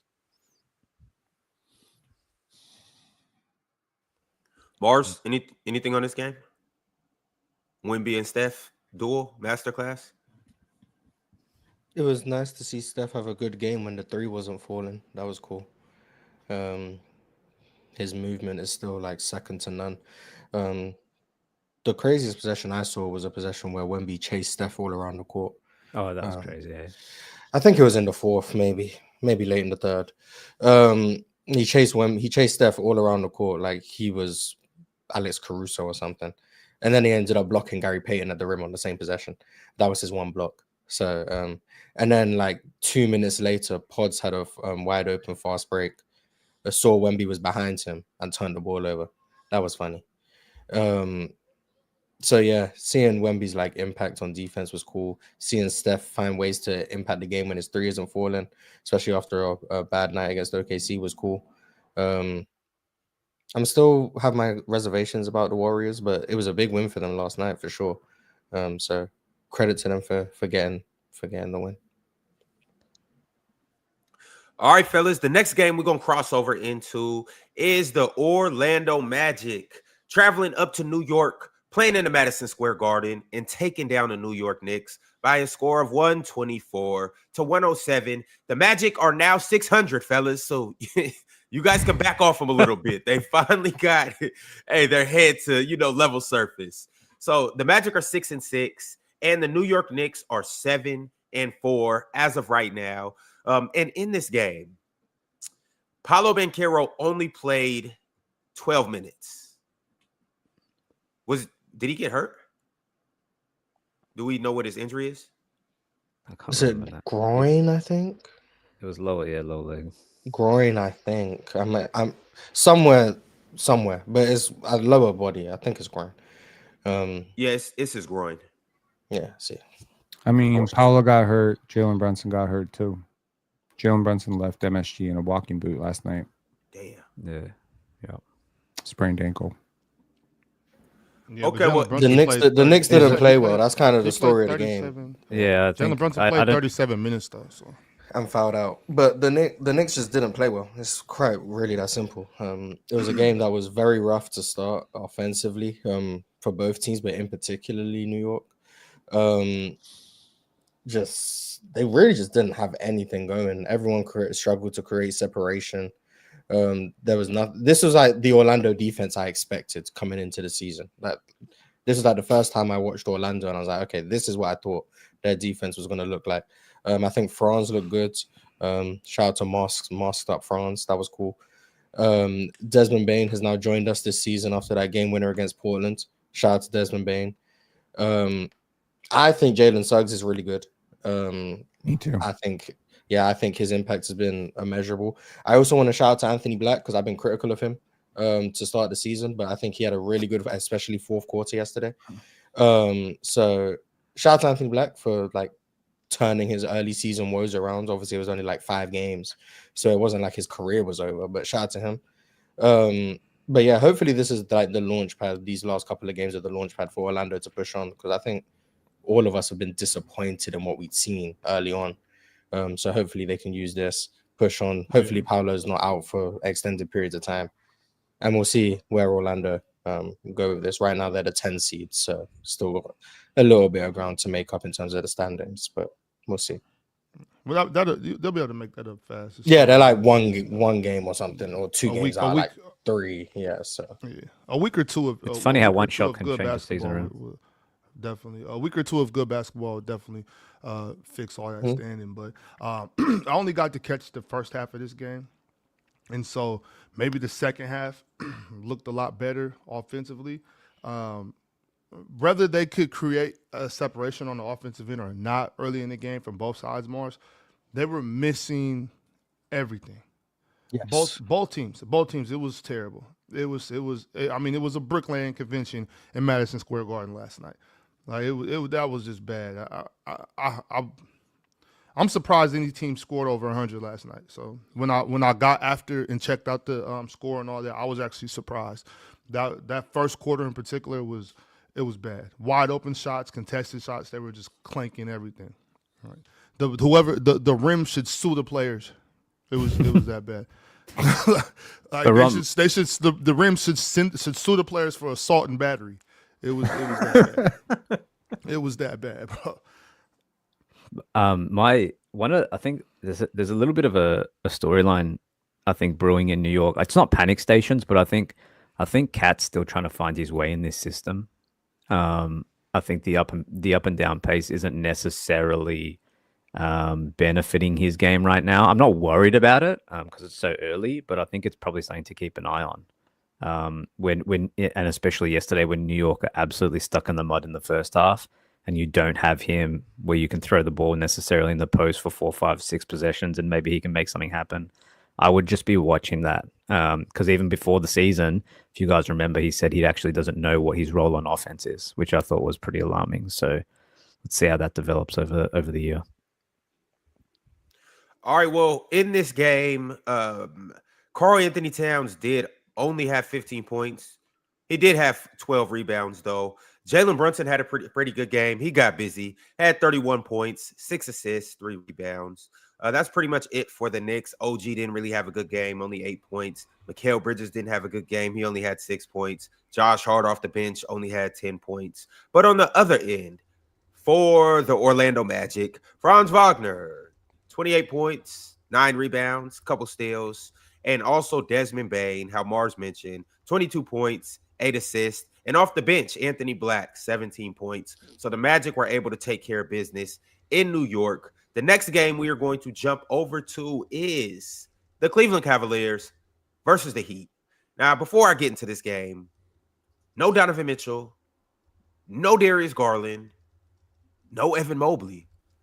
No problem for the Cleveland Cavaliers. They handle the Miami Heat without Bam Adebayo, though, but they handled them by a score of 130 to 116. The Cavs are 8-4 now, and the Miami Heat are 7-5. Also in this game, well, the big thing about this game is Jared Allen, 30 points and 10 rebounds. So maybe those guys are just all in Jared Allen's way. Maybe they need to get rid of them and just let Jared Allen be the number one star on this team. DeAndre Hunter, my bad, 21 points, and also off the bench for the Cleveland Cavaliers, Craig Porter Jr., 19 points. And it was really just a team effort. It looks like, damn, they had 15 guys play and they all scored. Yeah. Norman looked like he was trying to carry that squad to victory last night. Oh, no, 11 guys, my bad.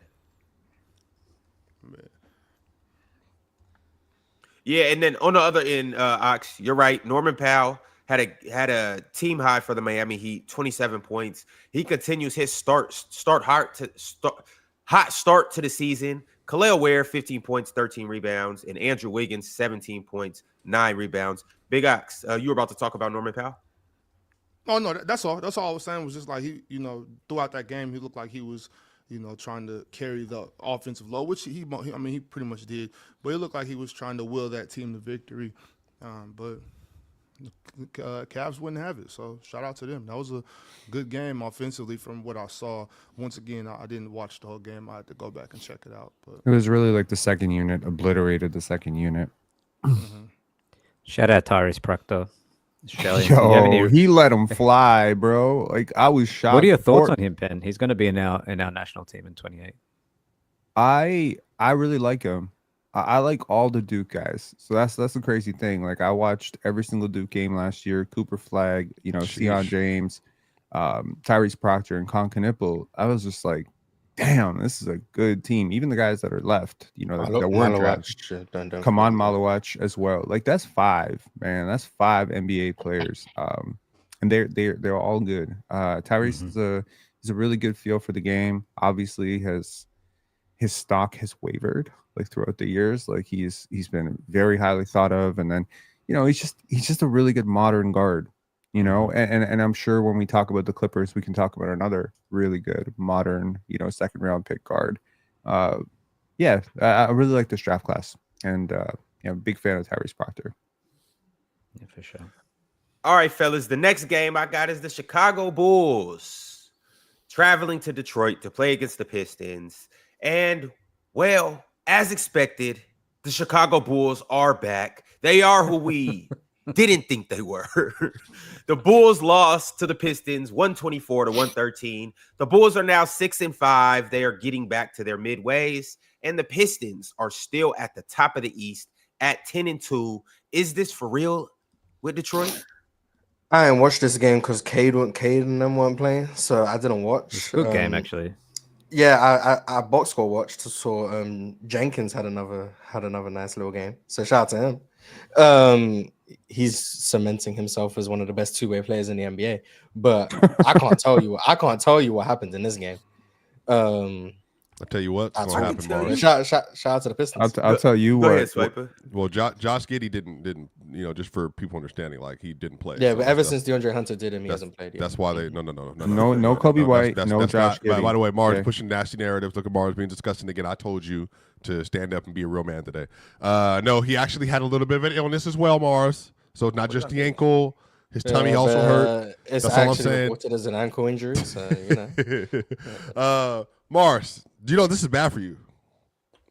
Because the more they keep tanking, the more likely Aldous will end up right where he needed to be. Oh, I'm Denver? still on that. that's what's gonna lead you to overcome This it. is his, and Christian Brown went down with a little ankle injury yesterday. He did. They need another guard. I'm telling you right now, bro. Get in line. No, there ain't no getting in line. There ain't no getting in line. There's no getting in line. The North. Why would he go to that bum franchise? You know how awful y'all look right now? You're understating my expectations for you. I'm not talking about your team right now. But look, I don't care. That sucks. Vooch had a bad game yesterday. Like he played 25 minutes. Vooch has actually had a really good season. Like I've been pleasantly surprised with how well he's played this year. But it does need to be understood. Detroit has a legitimately very good defense this year. Very good. And you can shout out JB Bickerstaff for that. JB's done a tremendous job turning around this franchise pin. It's just he's been really good with this team, man. Like again, no Duran yesterday either. Like the fact that you got deep as well, Swiper. You have like multiple personality disorder. They're sort of quiet. They're quietly What did you deep. say, Damien? They're just sort of quietly deep as well. Paul Reed, Duncan Robinson's been good. Karis LeVert had a good game yesterday. Oh, yeah. They found something in Jenkins. Mm-hmm. Hold on, you said Paul Reed because you kind of like just skimmed over to Paul Reed like he wasn't the best player on the floor. Oh, was he? Yeah, it was crazy. That's what I'm He saying. was It's amazing. crazy. Paul Reed went insane last night. He had 28 points, 13 rebounds, 6 assists, 4 steals. I'm like, hey, that's B-Ball Pool. What are you talking about? Come on, man. maybe Jared Allen and Paul Reed aren't getting the credit that they deserve. Or maybe every single team has a 20-point per game scorer when their 20-point per game scorer and their other 20-point per game scorer and their other 20-point per game scorer don't play.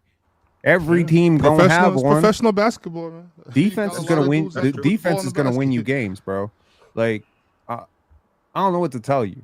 If you put Nikola Vucevic on the OKC Thunder and sit out all their starters, he gonna have 25 points too, right? 28 points. He's a starting level big, so that makes sense. Okay, But you run can put 10 up guys- 2 is you can- crazy, you- bro. You hear how this man be talking about the great centers in the league, bro? Well, I will tell you something. Nick he Nurse, wishes when he played for his franchise. Tell you that right over Jakob Hurtle. Okay. Tell you that much. Okay, Swiper. Is he making more money than Pirtle? Everybody. Wait, is Vooch making less money than Pirtle this year? Probably He's on No, big he's firing. I know not. that. He's Oh, not. I'm about to say. And honestly, like, okay, I don't know. You went off screen for a little bit. I don't know what you did with your time, but don't do it again. I want the help. Literally. I want the help. Actually, want the help the less fortunate, by the way. So don't do that again. You went to help the less for. Okay, whatever, man. I don't know. Like, was it the host chair that was keeping you at bay? Was it the host chair? Ron, please. Yo, Ron, let's swipe a host, man, so we can keep. Yeah, going, can we just let you host? Because you 'Cause are he- unbearably obnoxious. when I'm you're not doing hosting. anything. I was just responding to you. Go ahead. Next super chat. Raptors are undersetting Next game, my next game. expectations. Like who cares about your expectations? But I will say this: Nick Nurse, when he got to the Sixers, he called Paul Reed. Like he said, this is the next Pascal Siakam. He said he was super high on him, and then I was sort of surprised to see him consistently in the doghouse for some reason. I think Paul Reed hella talented, man. I really don't understand why he hasn't gotten the opportunity. Mars, do you have an idea as to why he hasn't gotten consistent rotation minutes in the NBA? I think defensively he's been a bit haphazard. Personally, I haven't been the highest on his defensive consistency. I think that's probably kept him off the court, especially in Philly. Um, I think he has tools, but I just don't think he puts it all together. Offensively, I don't think he consistently added things like the outside shot, which he was experimenting with in Philly, but it never really came together. So I think it was just a culmination of like a few things where it was like he had fouling issues, so that kind of kept him off the floor. Offensively, he never added the floor spacing that he was trying to add. His decision making was never good in terms of like playing in the short roll or in the pocket, but like he did have like good instincts for finishing around the rim, good offensive rebounding. So like he provided value, but it was more of like you could get games where Paul Reed is like a huge difference maker, and then you get games where Paul Reed has 5,014 minutes, and it's like, oh, okay, well, nice. So he was just very inconsistent. But I do agree with the talent. He's also undersized as a center, which I don't think helps. But add all of that together, you end up with probably more inconsistent minutes than he probably deserves based on his talent level. Is he a better But defender than Precious Achua right now? I didn't even know Precious Achua was still in the league until I watched the Kings play. Was it? He Yeah, they just just got got back signed. into the Yeah, they league and just they got just threw him Yeah, into the starting lineup. whoever I just watched the Kings play, I was like, oh, Precious Achua's in the league, and then he was starting for the Kings. I was like, oh, okay, nice. Yeah, Doug Christie has him shooting corner threes, Mars.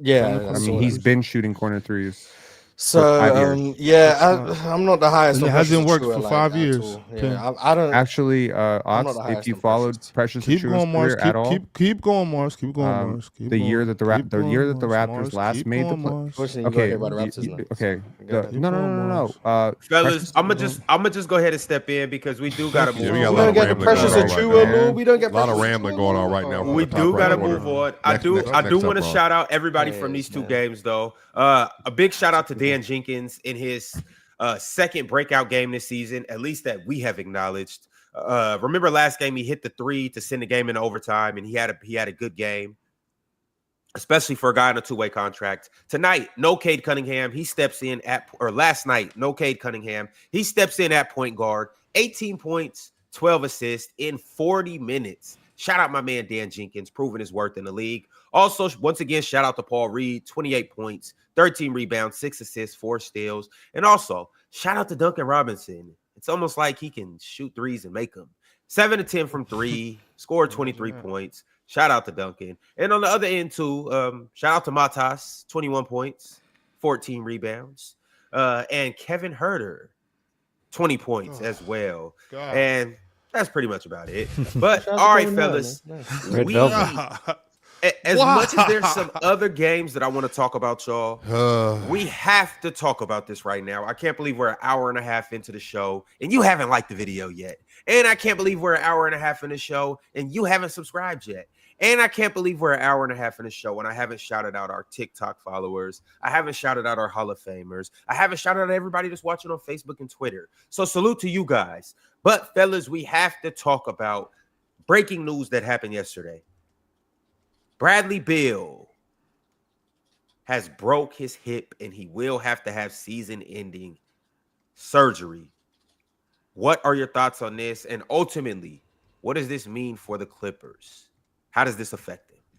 I think we're at a point where Bradley Beal's career is coming to an end. That's what it feels like. It's unfortunate because I think Bradley Beal, prior to I don't think he was as bad last year as people say, but like Washington, Bradley Beal was just a really, really good player. And it's a shame, like obviously there wasn't any like real playoff success to go to, so people aren't going to acknowledge that Bradley Beal was a really good player for a few years. But I think this year the Bradley Beal I saw playing for the Clippers was just not good at all. On a minutes restriction, could never really get healthy. When he was out there, he just wasn't producing anything to a level of value, not even all-star value, just good. And now obviously hearing about his hip, which is a major joint.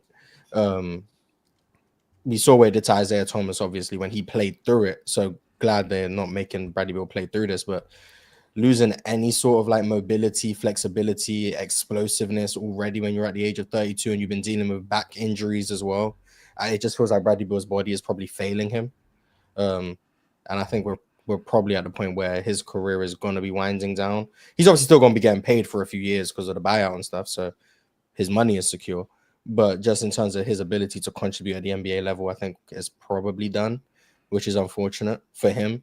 Now, for the Clippers, I think this is perfectly fine. Like, he wasn't helping them. I would actually argue the fact that you don't have to worry about fitting Bradley Beal into your team anymore could help you be better in the long run this season. So I don't think this hurts the Clippers in any way. I don't think Bradley Beal not being there hurts the Clippers. But I would rather focus more on what it means for him as opposed to his team, because at the end of the day, injuries are more about the individual than the team personally. So hopefully Bradley Beal can come back and revitalize whatever may be left of his career, because you don't want to see someone's career get ended by injuries. That's always disappointing. So hopefully he can make a full recovery for next season. That's it. For sure. Yeah, Ron, I sent you. I saw you responded. I sent you. You want me to share it? We don't have to. Just Don't talk feel like about if you don't feel like it's not helpful, we can just talk through No, it. no. I'm saying, do you want me to put it on the screen, or do you want to Sure. just talk Yeah. about Why not? That would be helpful. I just did a little breakdown on what exactly the money situation's like for Bradley Beal, because this is not about Bradley. Bradley being hurt is like a whole separate issue, but it's just the complexity of what's happening with both rosters right now. So Bradley Beal is, because of the buyout with the Suns, he basically had around I don't know if you know the exact number, it was $96 million that they waived him from, and they spread it out over a 5-year period. So basically, the screenshot I put in, he's getting $19.3 million this year from the Suns this year for the waive. He's getting $19.3 million next year, $19.3 million in 27, $19.3 million in 28, and $19.3 million in 2029. And then that's coupled with, in the same span, he's getting this year a 1 year, 5 year, 1 year, $5,354,000 signing this year. Then he has a player option for next year for $5.7 million with the player option, which he probably will pick up if he obviously just has doesn't get another contract extension. So it's a really unfortunate situation, but because of where he was with his money with the Suns, y'all, he is going to make basically in excess of $100 million and not be playing basketball for at least like this season in a larger portion of that. It's just the way the waive works. I think, Mars, if I remember correctly, the largest ever waived contract is Damian Lillard. I think Bradley Beal's second. Yeah, that's the most money that's ever been waived from an NBA player. I know, shout out. It's just, saw the great features of the iMac. But I do think there's something to this, y'all, that like, it's just unfortunate, man, because Bradley Beal, Mars, what was 2017-18 when he was like a two-way guard with John Wall? Like, that was like, he was like actually legitimately like a good defender. And then he was a really good scorer, through 2021. Got the crazy deal that Washington, I thought, never should have gave him in the first place, but they just didn't know. Shout out to Bradley Beal's agent. Yeah, Bradley Beal's agent must be a god in negotiations, because he became the highest paid player in NBA history, I believe. And he carried a no-trade clause for ages as well. Yeah, and then somehow the Suns convinced themselves that we needed to have another third scorer making this amount of money on the roster. It's just a really bad situation, man. Like, Bradley's he seems to be a good dude. Everything I've heard about him, he cares about playing basketball, cares about the sport, but his body has just been failing him for the last several seasons now. How do you break your hip? How did that happen? Isn't that what Chet did last year? Well, yeah, but at least his was on like the full with. We saw how Chet broke his. I just want to know if anybody knows like when that happened, how that happened, or like. I could look it up. I haven't watched every Clippers game. I didn't see it though. I think it's really tough when your body starts to fail you as an athlete, especially when you were someone who was, on max money and a household name basically. But I think the implications for the Clippers though probably, I think the ramifications are pretty high in terms of they were bringing him in to be a legitimate piece for this roster that had aspirations of competing, and you lose that. You've already lost Norman Powell, who obviously was him last year, and I don't think it's good for the Clippers. I really don't. They're 24th in offensive rating. They're 24th in defensive rating. They basically can't. They're basically not a good offensive team. They're not a good defensive team. They're not really good at anything at the moment. Kawhi's already being managed, They're 3-8. And another guy that was supposed to be part of something here has gone for the whole year. So I don't think it's good for the Clippers whatsoever. And I think they're probably tethering on the point now where, to Penn's point, they might miss the playoffs, man. Like, as good as the West is, I know I it's would be early, but more depending on surprised how if they healthy made it. Kawhi is, Wouldn't you be more surprised if they yeah, made this it, could Damien? be No. well, it depends how I think it depends how the West shapes up, I'd be but I think, very but shocked you're if they right. miss I wouldn't the be playoffs. surprised at all if they didn't make the playoffs. I think the age thing is real. I think guys can't stay on the floor. I think the John Collins situation is weird. How he plays, doesn't play. I think Derrick Jones Jr. has been bad defensively. I think there's a whole bunch of things, but I don't think this helps, and it's unfortunate. You never want to see someone injured, but I think Bradley Beal was supposed to be a big piece for them that they've lost now as well. So doesn't look good for the Clippers, man.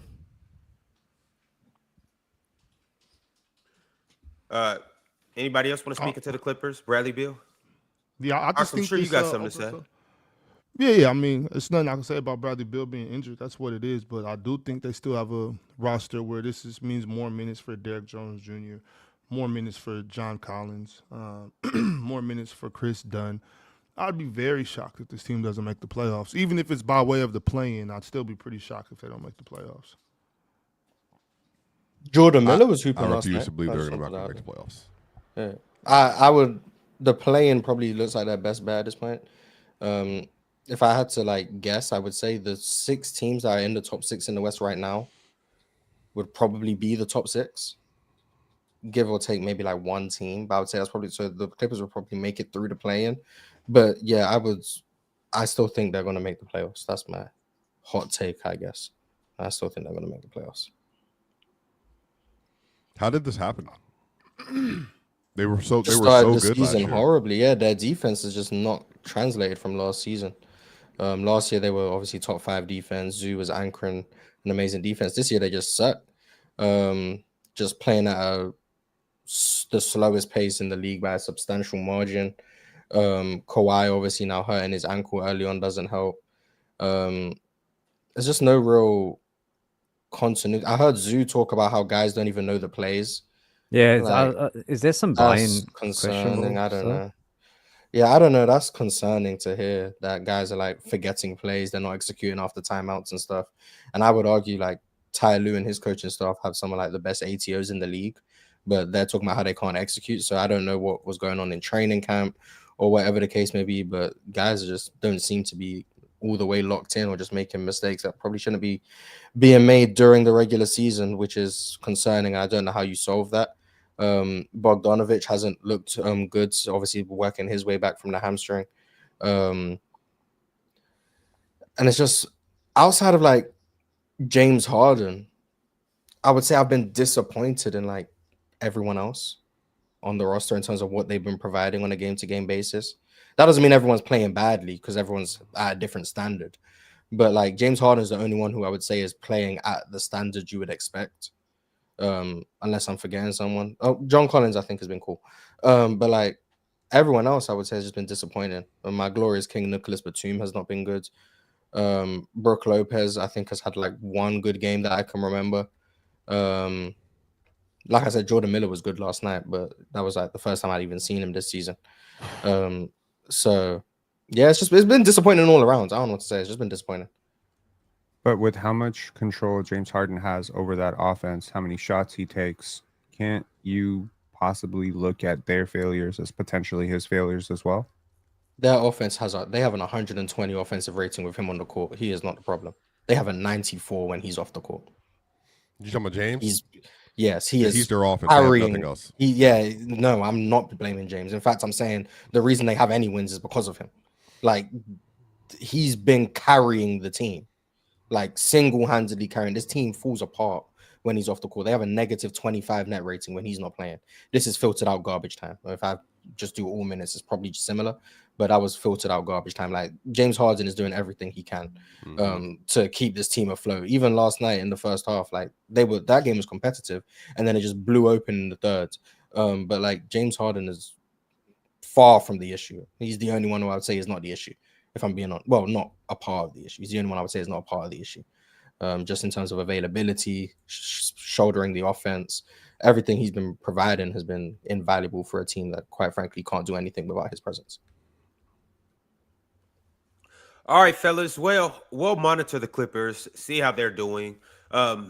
Most of us expect the Clippers to turn it around, but we'll just have to see. I'm running a poll right now, and I'm asking you guys, will the Clippers miss the playoffs this year? And 70% of you guys said yes.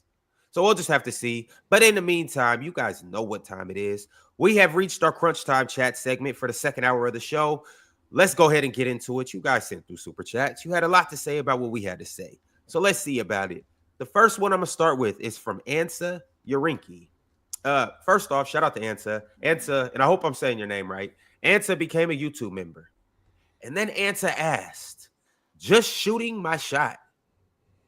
How much for me to come up when you guys talk Detroit Pistons? Ansa, the thing about it is, I can send you my Cash App and we can work through all those logistics. Yeah, if no, you I'm want to doing go that. that route, I'm giving him two routes that they may want to go. You can Cash App me and I'll get you on the show. Might be next year, but I'll get you on the show. Or you can simply just become a Hall of Famer. I see you joined as a member, but you joined as a chatter. If you join as a Hall of Famer, you can come up every single Friday and kick it with the panel, debate with the panel, and cook any of these bozos up here that you may want to cook, or just talk Detroit Pistons basketball. And also, there's other beautiful perks that come along with being a Hall of Famer as well. So do that, and you can come up and talk basketball with us, especially the Detroit Pistons, and why they are, in fact, the best team in the East. All right, the next super chat I got is from Cujo had some choice words for a certain select person up here. Cujo said, as an OKC fan, swiper, ... Y'all got it. Jokic, the best player in the world. That was one of the greatest performances I have ever seen in my lifetime. Fire emoji, goat emoji. P.S. Yesterday, Lakers fans saw there's levels to this basketball shit. Yeah, there are definitely levels. I think the Lakers are still a really good team, but it's hard when it's Luka and everybody else in a buzzsaw. So that was a expected blowout. I mean, once it got, I think the score, I think Penny got the 2-7 yesterday, and I was like, oh yeah, they're in trouble. They're in trouble. Luka got double jaw at the top of the on the right wing, and you know Luka's great at this. Luka gets doubled. He's probably the only player in the league that can make this pass consistently. He'll get the ball, get doubled, and he'll throw like a sidewinder, like into the paint, like around the defender. Like he'll throw it around the defender. Yo, Ayton got this basketball, y'all. He tried to lay the ball up versus Chet Holmgren. Boom. And he got sent off the backboard. I said, oh, Ayton's not even here for it.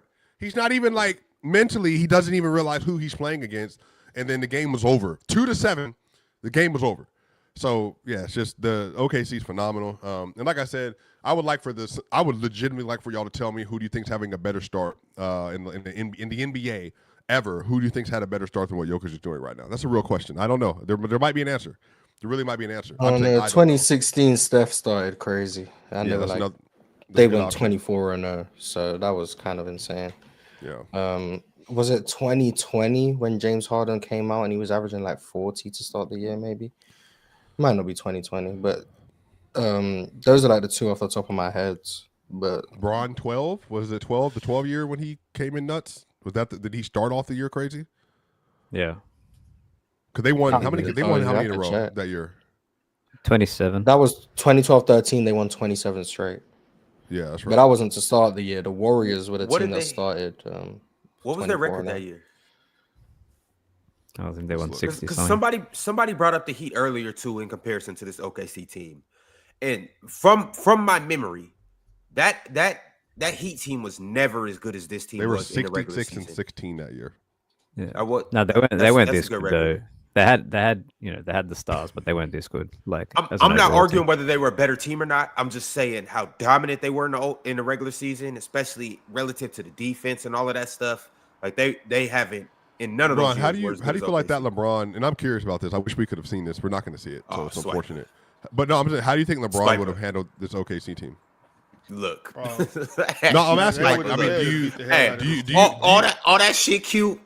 But I'm saying, do you feel like it would be the all that shit real good? You feel like it would be Nah. the paint press, like the driving from LeBron alone that year would be the thing that would like solve that. Not solve it, but Yes. I don't want to Yes. just keep it at LeBron. Well, though. who's Dwayne Wade who's would have around his way LeBron with this team.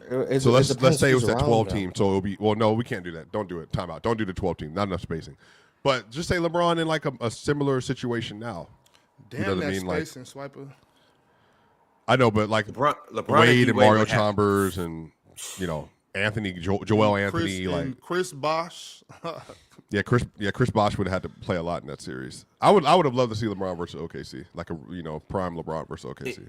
And y'all, He'd I know definitely be Chris a Bosh is disruptor. just Nick Claxton, but Chris Bosh gonna have his way with Chet too. Not And it his- might. his I'm not. way. I'm not gonna say. Hold on, no, because Chris Couldn't Bosh score is on a- Mikey I feel- Moore. Yeah, I Couldn't feel score like on now Mikey we're- Moore, but now he's gonna we're score on going Chet through Holmgren. the- Miss me with No, that. no, one. no, I I'm not think- doing I it. think You see, we're I corrected approaching Ron. the nostalgia. You see, I lens. corrected Ron. He would not be doing that to Chet Holmgren. I do think Not doing what though? Because He I wouldn't be never. cooking. I didn't. Hold on, no. Y'all didn't let me finish. Y'all got He said excited having and. his way, that's what he Oh, okay. I did.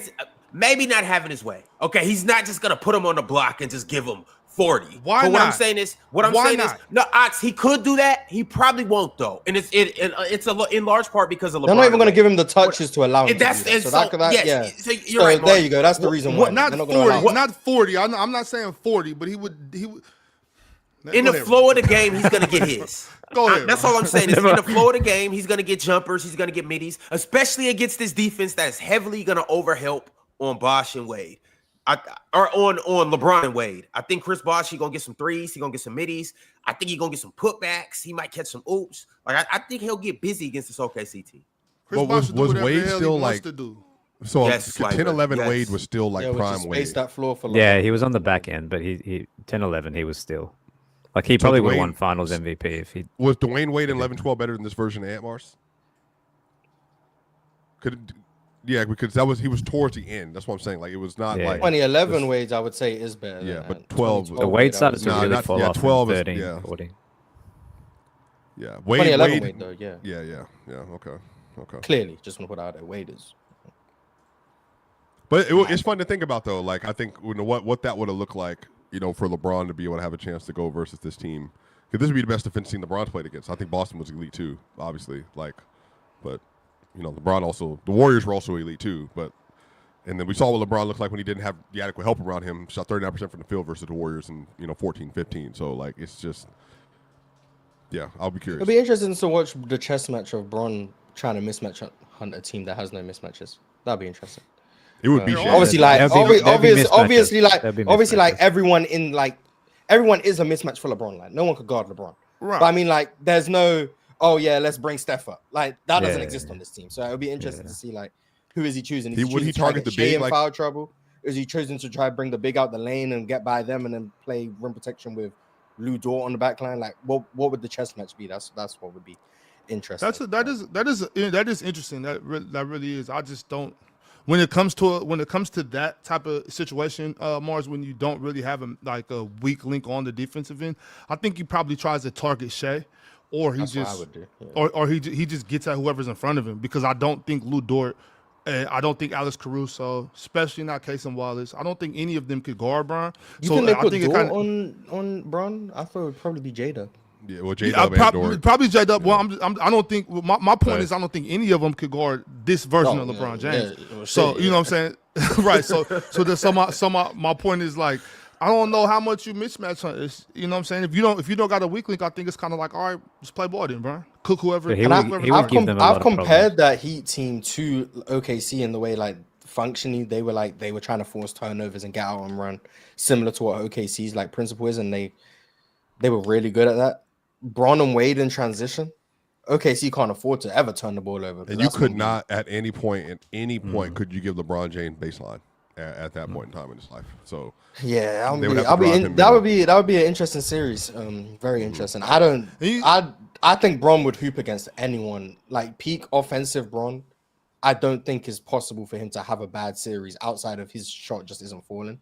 But I doubt it's because the defense has done something to him. Like I'm at that point with Bron. It's like okay, he decided to shoot 31% from three in this series. Okay, cool. Like, Well, here's the LeBron- main thing about it though, y'all. It's like I don't even really like to do this and like think about it, because I like these kids. Like I like these youngsters, and so I don't really want to imagine what LeBron James and Chris Bosh and D Wade are doing to these dudes, because like I'm imagining the look on J Dub's face after a game of getting tortured by LeBron James, and it's like I really like that kid. You know what I'm saying? So they don't got nothing like that. Like there ain't nothing like that in the NBA right now. So they don't have to deal with anything along those lines. So it's just kind of like they're great for what's happening right now. Let's just keep Bron out of this. Yeah. I mean, the question is prompted from I mean, Bron obviously did struggle versus like good defenses like over that stretch. So like I don't want to like gas it. He did, like factually did, but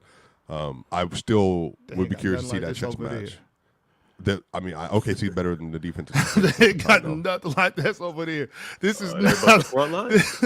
They're a bunch of front lines. That's what you saying? Yeah, man. Come on, man. Bron run. But It's Bron though. It's not fair. But we talking about peak with, Bron, bro. Until 2020, 2012, Bron struggled with the Celtics too, though. Like Swipe saw KG, he struggled. I don't. He used to fuck them up, Swiper. And Swiper, me saying, because when you asked the question, it may have sounded like I was just dismissing it. It may have sounded like I was just saying that the Heat a drum roll them and just run them out the arena. I really do think it'd be a 6-7 game series, and like the Thunder gonna give the Heat everything that they want. But I think ultimately it's just gonna be like. But Bron ain't got. But the thing is, remember that team wasn't super deep. You know what I mean? Like, I think that'd be. But I think Swiper, be for real, because we was alive then, Swiper, and we wasn't babies. We were Mars' age. We were, you know what I'm saying? We were watching these games, bro. The Cavaliers used to struggle with the Celtics. LeBron James did not. LeBron did too. It depends what years. Okay. Bron struggled against Boston, so like it depends. Okay, sure. But I'm talking. Okay, sure. But we seen Bron torch them dudes. Like Paulie gave him some back. KG made it kind of difficult at the rim. Yeah, those are all facts. They tried to match blow for blow, but Bron was cooking everybody though. Yeah, but LeBron struggled with the Knicks in 13 though. Like I'm saying, like we've seen him struggle. Like I'm not trying to gas it. I'm trying to be authentic. I just think I would have loved to see this Bron, that Bron with that level of athleticism, have to solve like all three layers of the OKC defense for a whole series. That would have been like I think he'd give him problems. He'd give them a lot of problems because I don't think like anything like to Ox. I think you make a good point in terms of I don't know if that exists in the league now. Right. Like a big wing, like maybe even Kawhi, maybe even 2017, 2018, 2019 Kawhi, what that would have looked like as well against OKC. I don't think they've sort of dealt with like a big, maybe all-time wing offensively. I think LeBron's paint penetration is a different challenge to sort of Jokic getting it in the post or initiating from top of the key. I think it's really fascinating. I would want to see like 2017 Bron again, like Heat Bron. I think there was like more holes, I guess, where you could ask him to shoot threes. But like once you get to the point where Bron is like cerebrally, he's just mastered like the game of half-court offense, and he's added the post game. And in 2017, he's probably the that's second Cavs. The second Cavs Bron. Yeah, he was 32. 2017, 2018. Yeah, but like that Bron where he can post you and he's gonna physically overwhelm you. He can still absorb contact at the rim and finish. He's gonna draw fouls. He can push in transition, and he's a freight train. Fun era. He's probably the best passer in the league. Fun era, bro. Stop talking about him, Mars. You're making me sad, bro. What an era! Hey, I'm not gonna lie. Hold on, Ox. What an era! We got a chance to see LeBron versus the Warriors 4 straight times. Now unmatched, by the way. It was not fair because there's only 1 year it was equal. But like. The first one was never equal. Mars, I don't care how he shot in that series, or he turned the ball over like a madman. By the way, in 15, I love watching LeBron play. He should have won Finals MVP. Swiper. He should have won it. Mars, bro, you fight that, bro. He was phenomenal, even though he didn't shoot well, even with the turnovers. It was him and Timothy Mozgov. And Delhi. Mozgov had a really good. Mozgov had a really. Delhi nearly died guarding Steph Curry. We're not going to disrespect Mozgov. Mozgov had a really good game 4, and that could have put the Cavs up 3-1. Hey, bro, Bron's the one who didn't show up in that game. My day was over when the NBA Finals started in June. When that game, I'm 15 minutes before. I'm in my chair in my broke apartment in 2017. It's everything. It's over. Like whatever happened today, I'm locked. I'm watching LeBron versus the Warriors full out. Like That was the just- best time ever, man. That was Yeah, the special best days, time man. ever, man. Unreal. Fellas, but- Look at you. Look at you, nostalgia merchants. Look at you guys. Ah, I mean, You but talk about Bill that's- Russell all that's the a- time. You my stop. heart's so That's a- warm right Yeah, now. nostalgia. Yeah. That's the thing, though, Morris, because my nostalgia is more like the 2000s. You know, like or especially like mid 2000s, early 2000s, when I was actually was able to sit down and watch. Like in those 2010s, like I was in the gym so much, I missed a lot of basketball. You know what I mean? So it's just like that second Cavs Bron is probably the most unfair matchup we could think of. But so that's why I'm more so with the Heat, Bron, because we're talking about that team, how good they were. But that second Cavs Bron, when he came back and had a little jump shot and all that, slimmed down a couple pounds, that was ridiculous, bro. But Ox, That was even ridiculous. then though, I still would like to see the LeBron that matched up against the Detroit Pistons. And what did he score, like the last 28 points or whatever it We're was? talking about 07, bro? I would 25, like yeah. to see that too. Now a lot of people bring up the 26, Spurs 06, series. right? He was A lot a of people bring freak. up the Spurs finals and say, "Oh, well, that team was able to shut Bron down. So what would he do against an elite defense like this?" The thing about it is, LeBron's just sheer size and athleticism at that age. Yeah. He's gonna get busy. I don't know what will happen, but I would like to see that. And you know what? Also, version of Bron I would like to see against this OKC defense.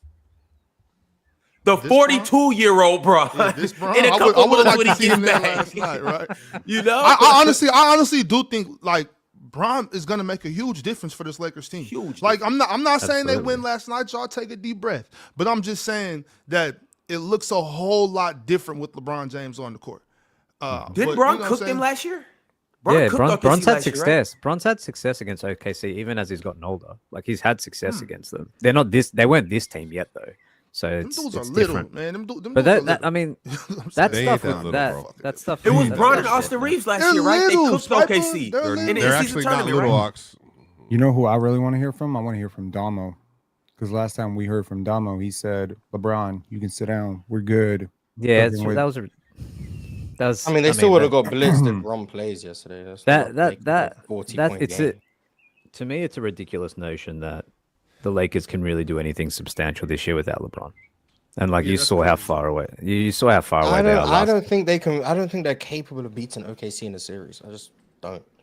No, I don't think so either. But LeBron's going to help a hell of a lot, man. All right, fellas, we are still in the crunch time chats, but that was a good super chat or a good segue. Great segment. But we're going to get back to these super chats, and then we still have to get to our segment today, y'all. So the next super chat is from DSG Piccolo. DSG said, Shaden FC, we up. The finishing might be back. 11 of 11 from 2. I'm blaming the calf for the slow start. He was on a minute restriction. We'll give Tiago Splitter, a pass on rotations for that. Yeah, Shaden's picked up the last few games, man. Shout out to Shaden. Started the season badly, but he decided to tee up. So Shaden Sharp FC. It's glad to be back, man. After the first 4 games or 5 games of the season where he was stinky. The last 6 games, he's averaging 24 points on 54% shooting from the field. He still can't make threes, but I think that's just a functional issue of the fact that his threes are some of the most flat shots I've seen in my life. I think he just needs to add more arc, which could probably be addressed in the offseason. I don't know if he's going to tweak his mechanics mid-season, but the rim finishing is great. The mid-range stuff is great. Getting into the paint. Had a nice dunk yesterday, showing why he's a better dunker than Clyde Drexler. I like what I've been seeing from Shaden the last few games. Unfortunately, Portland have lost a couple winnable games, including that Lakers game when no one was playing, the Desmond Bain game, the Miami game was nip and tuck. So they've lost a few that I think they could have won. But overall, I still have liked what I've been seeing from Portland. It's Mr. GQ to you. Said it's quite fitting that fake talk, and that old Giannis Glazer ain't up here for the Jokic praise. By the way, what happened to Luka last night? He'd still be alive right now if you ninjas ain't gas him up. Hashtag 5280. Well, Real Talk's only here on Mondays and Wednesdays, so I don't know why you expect him Fridays. to be here today. And Fridays. Is he? He wasn't here last Friday. Yeah, he was. No, he wasn't. Oh, Damo replaced him. We Yeah, have Damo and Real Talk. On yeah, Real Talk's not here. Mondays and Wednesdays is the days Real Talk is here. So I don't know why you expected him to be here. But yeah, How do you think he Jokic was plays feeling watching that disgusting. last night? Oh, I tapped into his playback every time like the Thunder like extended the lead to 30 again. It's quite. I saw Real Talk stress eating, so that's unfortunate. Were you just watching? You didn't get on the Yeah, on the stage? yeah. I was just watching. I was just spectating. So Real Talk definitely put on a few based on last night. So we're blaming the Lakers for Real Talk's obesity. But shout out to the Thunder, Oh man. my god. It's funny because Real Talk was the one talking crazy, talking about how what did he say tonight we're gonna see there's levels to this. Mm-hmm. And then the Luka versus SGA. I will say, Real Talk is a master baiter. Like he legitimately he's mastered that part of like content. He literally pre baits all the takes going into it, and then it always works out. Because if they lose bad, then he's gonna you're gonna watch, and then if he's right, then he's right. Like it's just he's really like fit that spot really well. Like he's kind of in the Ron seat. Ron is like I'm saying something egregious, so you watch. And then he's gonna drop a dime every like 6 episodes or so. Like, man, like Ron, you're in there. You can do it. It's just you got to like get him to it. So, yeah, man. Even him yesterday when Jokic was playing, I saw a tweet. He said, "How does Jokic keep getting better, bro?" Like, I know that just has to be like soul crushing. Well, speaking of getting people places and all of that good stuff, tomorrow is the in-season tournament, right? Yep. And we'll be watching Victor Wembanyama and Steph Curry duke it out again. Steph gave these dudes 46. Victor had a 30, 10, and 15 triple-double. Well, we get to see it again. If you missed it, if you wasn't tapped in, well, now you get a second opportunity to watch a masterclass and a duel of a lifetime. So you guys pull up the Playback. November 14th, tomorrow, Friday, at 9:30 p.m. Eastern time. And we will be here to watch this game and enjoy it. And maybe we'll have some side conversations that Mars will participate in this time. And it should be a good time. Also, too, if you really want to see somebody bait like a master, go back and watch last night's Press Box episode, the Must Draft Players, episode 34. It was a good time. You can watch the Playback at 8:30 Eastern time on Wednesdays, or you could tap in Sundays before the slated games at 11 a.m. Eastern time. We got a couple more super chats, fellas. Rob, Let's we're go ranking the ahead and top 10 college football teams of all time. Next Monday, would you join the show? Like, are you tapped in enough college football to do that? I'm gonna be there on Sunday. You best believe. The You Seahawks best Rams believe I'm gonna precursor. be there on Sunday. You should be there. That's a great game. And I'm gonna do everything Real Talk did. I'll be there. Let me ask Mars a quick question before we move on. Mars, but yeah, Swipe, I can pull up for that next Wednesday. Was there something that prompted you to make that poll yesterday, or ask that question about Draymond and Russell Westbrook yesterday? Oh yeah, yeah, I did my show, Me and Real Talk, on my channel. Okay. Yeah, Bull don't lie. Go tap in if you want. And someone came up and said that their take was peak Draymond Green was better than a list of names. I don't remember every name. It was Russell Westbrook, Jason Tatum, Jimmy Butler, Dwight Howard, Allen Iverson. Oh God, Jason Kidd. I wish I would have never asked you. Yeah. I wish I just. Those are the names. So I ran the poll about Russell Westbrook, but yeah. So Jason Kidd, Allen Iverson, Russell Westbrook, Jimmy Butler, Jason Tatum, and Dwight Howard. Peak Draymond was better than all of those players. I'm sorry. I'm sorry for asking. Yeah. So that's why I ran the poll. Most of my polls are based on things I've heard. I don't just randomly run polls. So he's not better than any of those guys. But okay, go ahead. My bad, Ron. Go ahead. Hezo Mello Jello said, I'm going to be honest with you. This Thunder team is literally the best defensive team I've ever watched all time. We literally couldn't get anything off on that team. And if they are hitting their shots, it's GG's. Yep. It's a really good defense. I think the Lakers offense was played into their hands, but it was really good. It was a really good defense. I mean, the numbers say they're all time, so. All time. Kai sent through a super chat and said, last night, the best player on the planet showed that there's levels to this shit. I don't care what the PRA says. When I watch Shea and Luka, Shea is just better. The best guard peak since 23. That's a small sample size. Goddamn, look, the best guard peak in the last 3 years. I mean, okay, cool. Mars, No, do you he think that means he means Michael Jordan. You know that. 23. Yeah, obviously. Oh, that's the take. Okay, that's the take. Oh, okay. Oh, so you didn't get it. I thought you Hell were no, trolling. 'cause I didn't think. I didn't think. I was Yeah, I lost. didn't think. Yeah, I interpret it as since Yeah, 2023. he meant 23. Yeah, Especially because Kobe Bryant and I and didn't. Steph Curry exist. Hey, Pin, you don't. Okay, Pin, now you that- don't now fight that's that. a take. You Yeah, do now you that's a agree take. with that? That's a take. No. Let's You get know a he take. agrees with Do it. you agree that Shea is on par with number 23? I don't That's think not he what said. the That's take not was. what he said. He said it's the best guard peak since then. And I don't just agree with that take. I literally originated the freaking take when I came up here last year and told you were watching one of the greatest guard seasons of your life before it became popular to say it.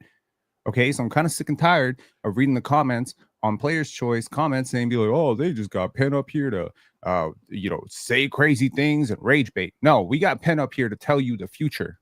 Okay, and the future is you are watching greatness. Disagree with that. I still think most people I just- disagree I that he just- peaked I higher just- than I Kobe just and don't- Steph. I just think don't- most people I just Okay, disagree well with that. that's Yeah, I cool. think We most have people like do that. I'm telling y'all, bro. Like that's what I'm talking about. That's when it starts to move into. I'm legitimately though. Like we watch Steph Curry.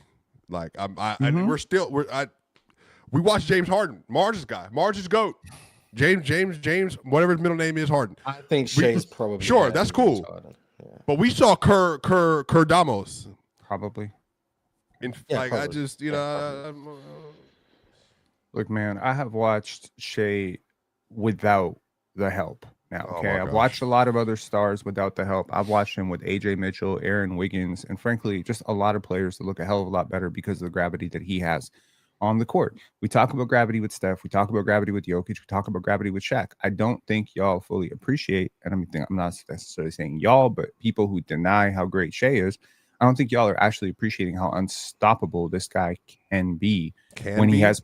Yes, can be and has been to start this season. I mean, if not for Jokic, this is a runaway MVP season right now. Do Runaway. you think he's playing at a higher level than 09 Dwayne Wade? Yes. Okay.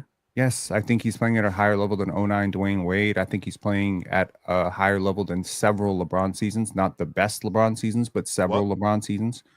I think like he's playing at a 04, higher level 05, than yeah, many Kobe seasons, if not all Kobe seasons. Yeah, man. I know nostalgia can be but what I'm saying is, Penn. nostalgia can be a hell of a drug, but Penn, bro. the I thing mean, is, I feel like the truth thing is that you're leaning information into builds on was- top was of information, the man. thing that SJ gets credit Pin, for that's not the is- only thing that could be a Wade hell of a averaged drug. 30, by the way. But the thing that Wade the I averaged thing- just 30, don't by the think way. anytime The we thing that anytime we think of SJ old gets players, credit it's for is nostalgia. the I don't scoring, and I'm like, the thing you're going to is the scoring. He is obviously not the reason why, or even one of the top 3 reasons their defense what it is. He's good, but the scoring thing is what makes him what it is. So you're gonna have to compare him and his scoring to other scoring guards who I think are better, also better playmakers. It's not just but I'm scoring. saying, Penn, that is the primary engine that makes SJ what it is. It is the No, scoring. I It don't is the think scoring it is. gravity that he has in the middle of the floor, and it is the sheer scoring volume that he has, which is super efficient. And But consistency, yeah. yeah, but that's what I'm saying. But I think like if you just go to that alone, I think Curry has maybe the best scoring season we've ever seen from a guard outside of Jordan. Curry's scoring is so dependent on so many things, right? Like you need the screeners, you need the secondary playmakers, you need the spacing. I've seen Curry In kinda 2020, 21, he had that. I understand what you're saying. I do. Okay. But when you talking about what Shea does on the court, it's not just scoring. It's the decision making. It is it's the diversity of offense, really. That's what it comes down to. It's the diversity of offense. Okay. He's taking a lot of what Kobe did, right? And he's just doing it a little bit differently. And I could argue a little bit better, but people don't want to hear that right now. Kobe wasn't necessarily dominant in any zone, right? You could say Shaq was dominant near the rim, Steph's dominant from behind the three-point line. But what Kobe did was he had like an endless array of counters. There wasn't really a way to play him. You can be like, oh, we're going to force him left, or we're going to force him right, we're going to force him to the middle of the floor, or he's a bad defender. this lack of weakness as an offensive player makes you insanely dangerous, especially in tight quarters, especially in fourth Weakness. quarters. What was Steph Curry's weakness offensively? Steph didn't have weaknesses offensively. Are you going to go there? No one is saying. I didn't say that. I'm not saying. I'm not saying Steph Steph is like an easy player to stop. Like we don't have to run to that extreme. When you say Jokic is better than Giannis, I'm not asking that. I'm asking. You're bringing up the offense. I'm saying. So you're saying this is not a crazy take. I'm saying, what do you feel like he does? That what do you feel like is holding Steph back from being unanimously better than what SGA is offensively at this point? Like from that period to where SGA is right now. Once again, I think we have to move on. Ron, no. Pin, after you answer this question, we're gonna go ahead and this is the perfect segue into our segment. Mm-hmm. Sure. Yeah, I think it's just it's the size, number one. He's just a little bit bigger. I think that helps. I think he's a better defender. That helps a lot. So if the scoring is, I just think like how he shifts the defense is very unique to him. Right, like in among guards in today's NBA, right? It is pretty unique to him. Like there are obviously elite guards like Jalen Brunson, Luka Doncic. There's a lot of guys, but when I see like how he is able to counteract the help, how he is able to lift very poor lineups, right? I just think there's an argument to be made over like, okay, well, OKC is great because of their defense, and Shea is just a 30 point per game scorer on a really great defensive team, and we've seen plenty of those guys. I just think that there isn't enough appreciation for how he's able to dig them out of an 8-point hole by just getting bucket after bucket after bucket after bucket. Now, I don't think he started the season well, and they struggled. They had to win in overtime twice to open the season, and I question a lot of his decision-making. But it's just at this point, there really aren't a lot of places on the court where you can push him, where he's not going to get clean separation. And that a lot of that has to do with his decision-making, his ability to spot gaps, his ability to, mismatch hunt, his ability to run and pick and roll. And I just think that his mastery of the game, his flexibility, his counters, his footwork, all of this, the ambidexterity around the rim, all of this stuff just makes him an insanely difficult player to scheme against. You just don't have a lot of defensive answers for him. And when he's going right, they're an unstoppable team. So, I don't know. I don't know. Like it's hard to compare him to Steph because they're such different players. So it's easier to compare him to Kobe and Michael because that's a similar archetype, right? Steph is a completely different archetype of player. Like it's easier to make a comparison between Steph and Dame, you know what I mean, than it is between Steph and Shea. It's just, I guess, what do you value more? A 6'6" unstoppable isolation scorer who can make great decisions and bend the defense that way? Or do you value a 6'3" movement shooter who doesn't have a lot of weaknesses and is the greatest shooter of all time? I don't know. All right. That is us talking about SGA, how good he is right now. Talking about, obviously, Jokic did what he did last night. You guys see the title of the show. Us talking about Giannis, how good he is. We've talked about Luka, how good he is. And we've also talked about Wemby, how good he is right now. Those are probably, for the most part, everybody's top 5 players in the NBA. Well, a couple weeks back, I said that this is probably the best collection of top 5 talent that the NBA has seen since the early 2000s. Some people agree with me. I also got some pushback, which I'm not mad at it. I can understand why you might believe there are some years in between there where the top 5 talent in the NBA was better than right now. But I do think it's a good conversation. I do think it's a debate. And I do think that we need to talk about this. So I dug up some years that I believe we had the best collections of top 5 talents. And these are going to be the 4 years that we're going to rank as a panel. And I want to hear how you guys would rank these 4 years. So we obviously have 2026, SGA, Jokic, Giannis, Luka, Wemby. We got 2017, LeBron, Steph, KD, James Harden, and Kawhi Leonard. We got 2009, Kobe, Dwayne Wade, LeBron James, Chris Paul, and Dwight Howard. And then we have 2003, Shaq, Kobe, Tim Duncan, Kevin Garnett, and Tracy McGrady. I think you have made a mistake. Oh, wait, you did include Tracy McGrady. My bad. What? Because last time you had J. Kidd, right? Yeah, on the poll I had Jason Kidd. But even though I think it's valid for J. Kidd to be there, Tracy McGrady is there. In place of Jake, in place of If Jason Jay Kidd, no, Kidd's it's there, that not. means that the league that had Draymond Green in it would have a better player because Draymond's better than Jason Kidd. But that's just As I found false. out. But That's what I found out yesterday. So yeah, I was wondering about that too myself, but I got so much love for Jay Kidd. I'm fine with it, but I do think T-Mac is the rightful one. And yeah, okay, let's get to it. Yeah, so we got Tracy McGrady there. I'm gonna just go around the room and I want you guys to give me your explanation as to how you will rank these teams. Damian, I'm gonna start with you. Keep in mind it is Tracy McGrady in place of Jason Kidd. How are you ranking these four in terms of top 5 talent in the NBA? 5. That Kid McGrady swap changed a little bit for me, I think, because I had 2003 maybe second or third, but it's probably number 1 now, I'd say. And then I toss up between 2009, 2017. I'll probably go 2003, 2009, 2017, and then 2026. You know they're gonna say you're being an old head, Damian. They're literally I'm gonna only say that I'm you only 31. I mean, you could be a young old head. They're literally gonna say you started with the oldest team and ended with the youngest team or the most recent team. I wait, mean, you my think this one's the favorite is- worst? My favorite's 2009. Oh, wow. My favorite's 2009. And I'm okay if you swap 2009, 2003. But I definitely would have 2017, then 2026. I think 2026 I'm the most comfortable with by saying it's fourth. Oh, okay. So we're on different ends of the spectrum. Okay. Well, where are you at with it, Mars? 3 is first. I'm not hesitant with that. 3 is the best.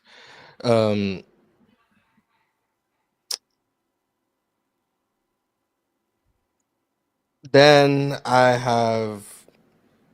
It's weird because Bron, Steph, and KD. Like, if it was top 3s versus top 3s, I could argue Bron, Steph, and KD is probably like second, like other than like Kobe, Duncan, and Shaq. But no disrespect, I think Harden and Kawhi kind of bring down the group. Same thing with CP3 and Dwight, in my opinion.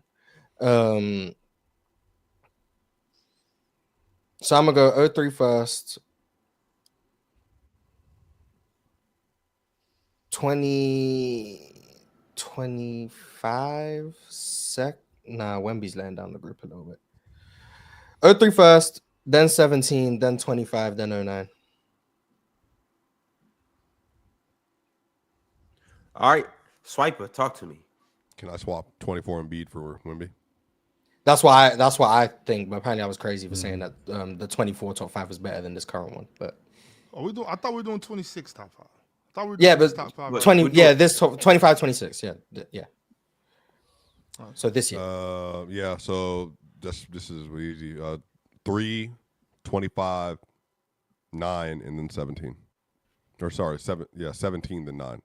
17, So you got 25 number 2. Yeah. And almost I number think 1. that's fair. Yeah. Almost number 1. Okay. All right. Penn, what you got? I got 25 number 1. Obviously. I got 09 last. I legitimately, when I saw this, I thought you wanted us to rank all 5 players among the group. So that's what I was thinking about. Oh, that would take a long time. It would. I got 03 number 2, and then I got 17 number 3. Actually, no, swap it. I got okay. Let me make it clear. Can you tell us what's in order, Penn? 2025 number 1. 2003 number 2, 2017 number 3. No. 2025, 2017, 2003, then 2009. There we go. Okay. I'm gonna give respect to Durant, LeBron. You didn't have Westbrook on there, did you? Well, no, because Kawhi was better. I didn't want to cause no fuss, Penn. I didn't.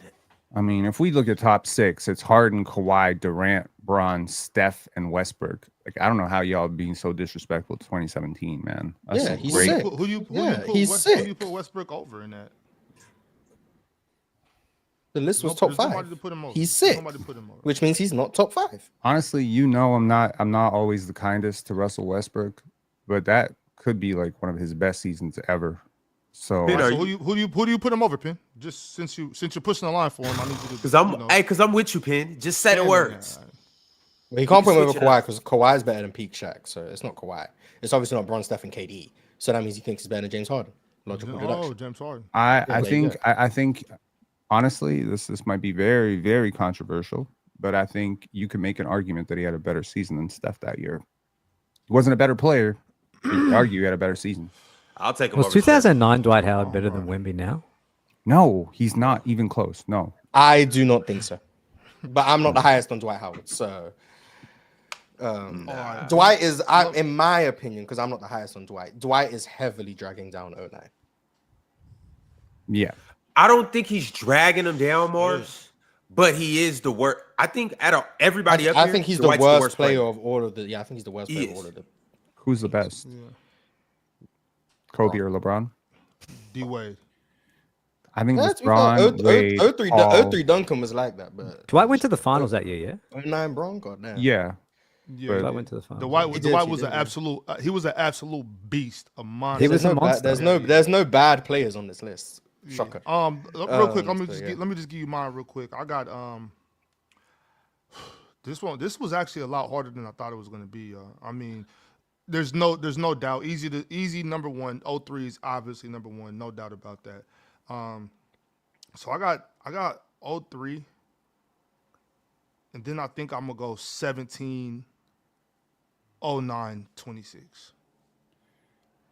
So I forgot my 03, order already. 17, 09, 26.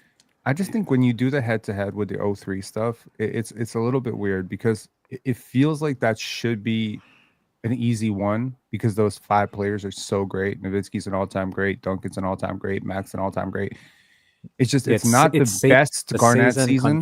Yeah, it's the It's season not the best. context. The It's the next one second was best better, Garnett season. right? It is probably the best T-Max season. I'll give you that. It's not the best Duncan season. It's 3 years removed from Shaq's prime, and it's 03 is not the best Duncan season?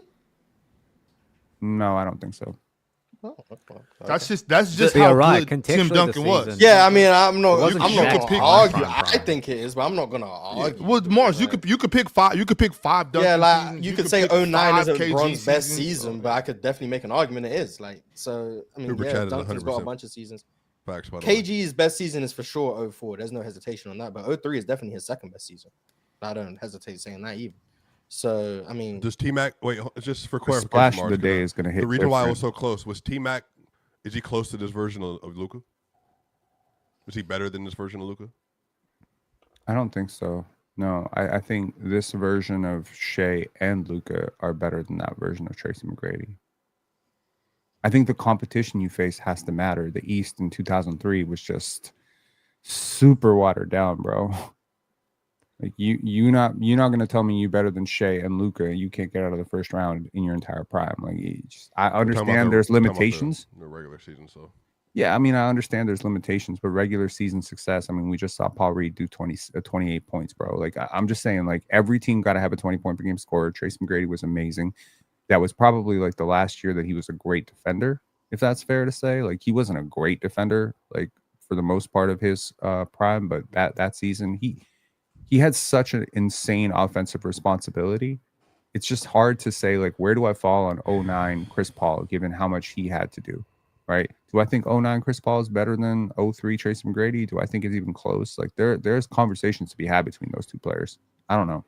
I think I might need to rethink this because I only looked at it at 2 a.m. when I woke up. But I think the season contextual stuff is real pen, I think, which makes this really difficult. Yeah, it Because matters. you're right. It was after the 3P with Shaq. It was before the. Yeah, go on. Sorry, Swiper, go. Like, here's the thing, man. Well, I'm I with you grew on up. that. And I then grew the up in the '90s, man. Like I grew up in the '90s and the 2000s, I don't know, and the because indeed. fucking- You know, like Tim Duncan was my first jersey. You know, I grew up thinking Tim Duncan was the best big man that I'd seen. And then, of course, you know, my father showed me like a lot of Arvydas Sabonis stuff growing up. And then I was a huge fan of Rasheed Wallace, like Dirk Nowitzki, Kobe Bryant, like Vince Carter. But I think sometimes we have to examine what we saw and then recontextualize it and say, what if I saw it after what I'm seeing today? Right? Because everything builds on everything you know. So like when you see Jokic play basketball, it's after you saw Ewing play basketball, Dikembe play basketball, Shaq play basketball, Wilt, Hakeem, all Hakeem play basketball. So it's like, how do you even compete with that? He's doing stuff that they were doing. Every player you've seen mimic a dream shake brings you back to the first time you saw Hakeem do the dream shake. So it's just like, it doesn't have the same effect.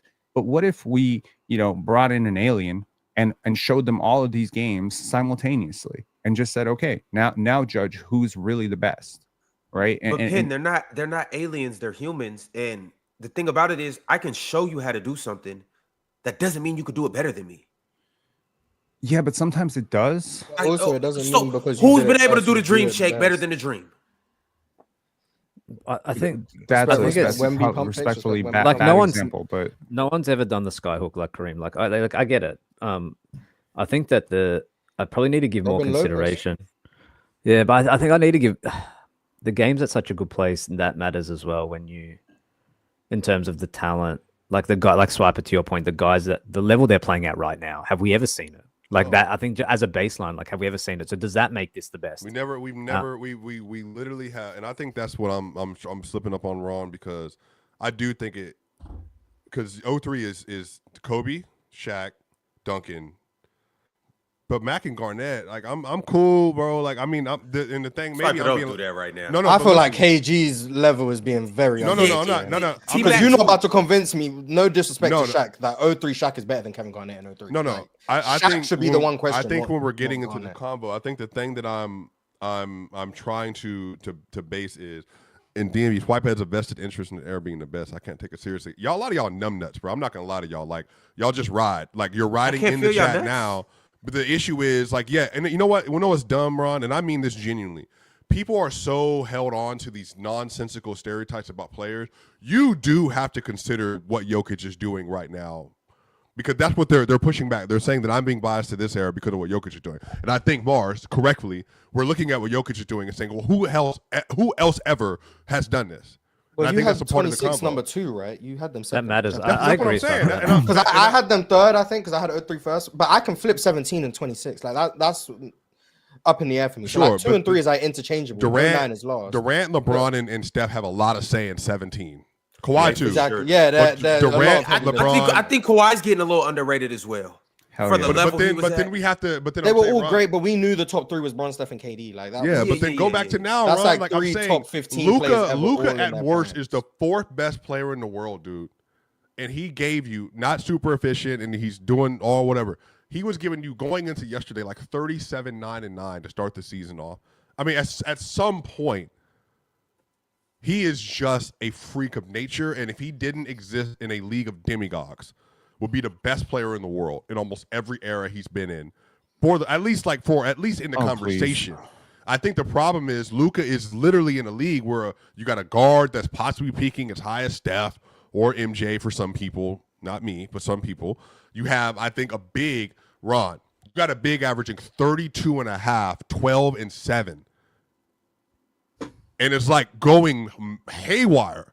Like bad games for him are 38, 7, and 6, like he did the other day versus the Bulls. That's a lower tier game for Giannis.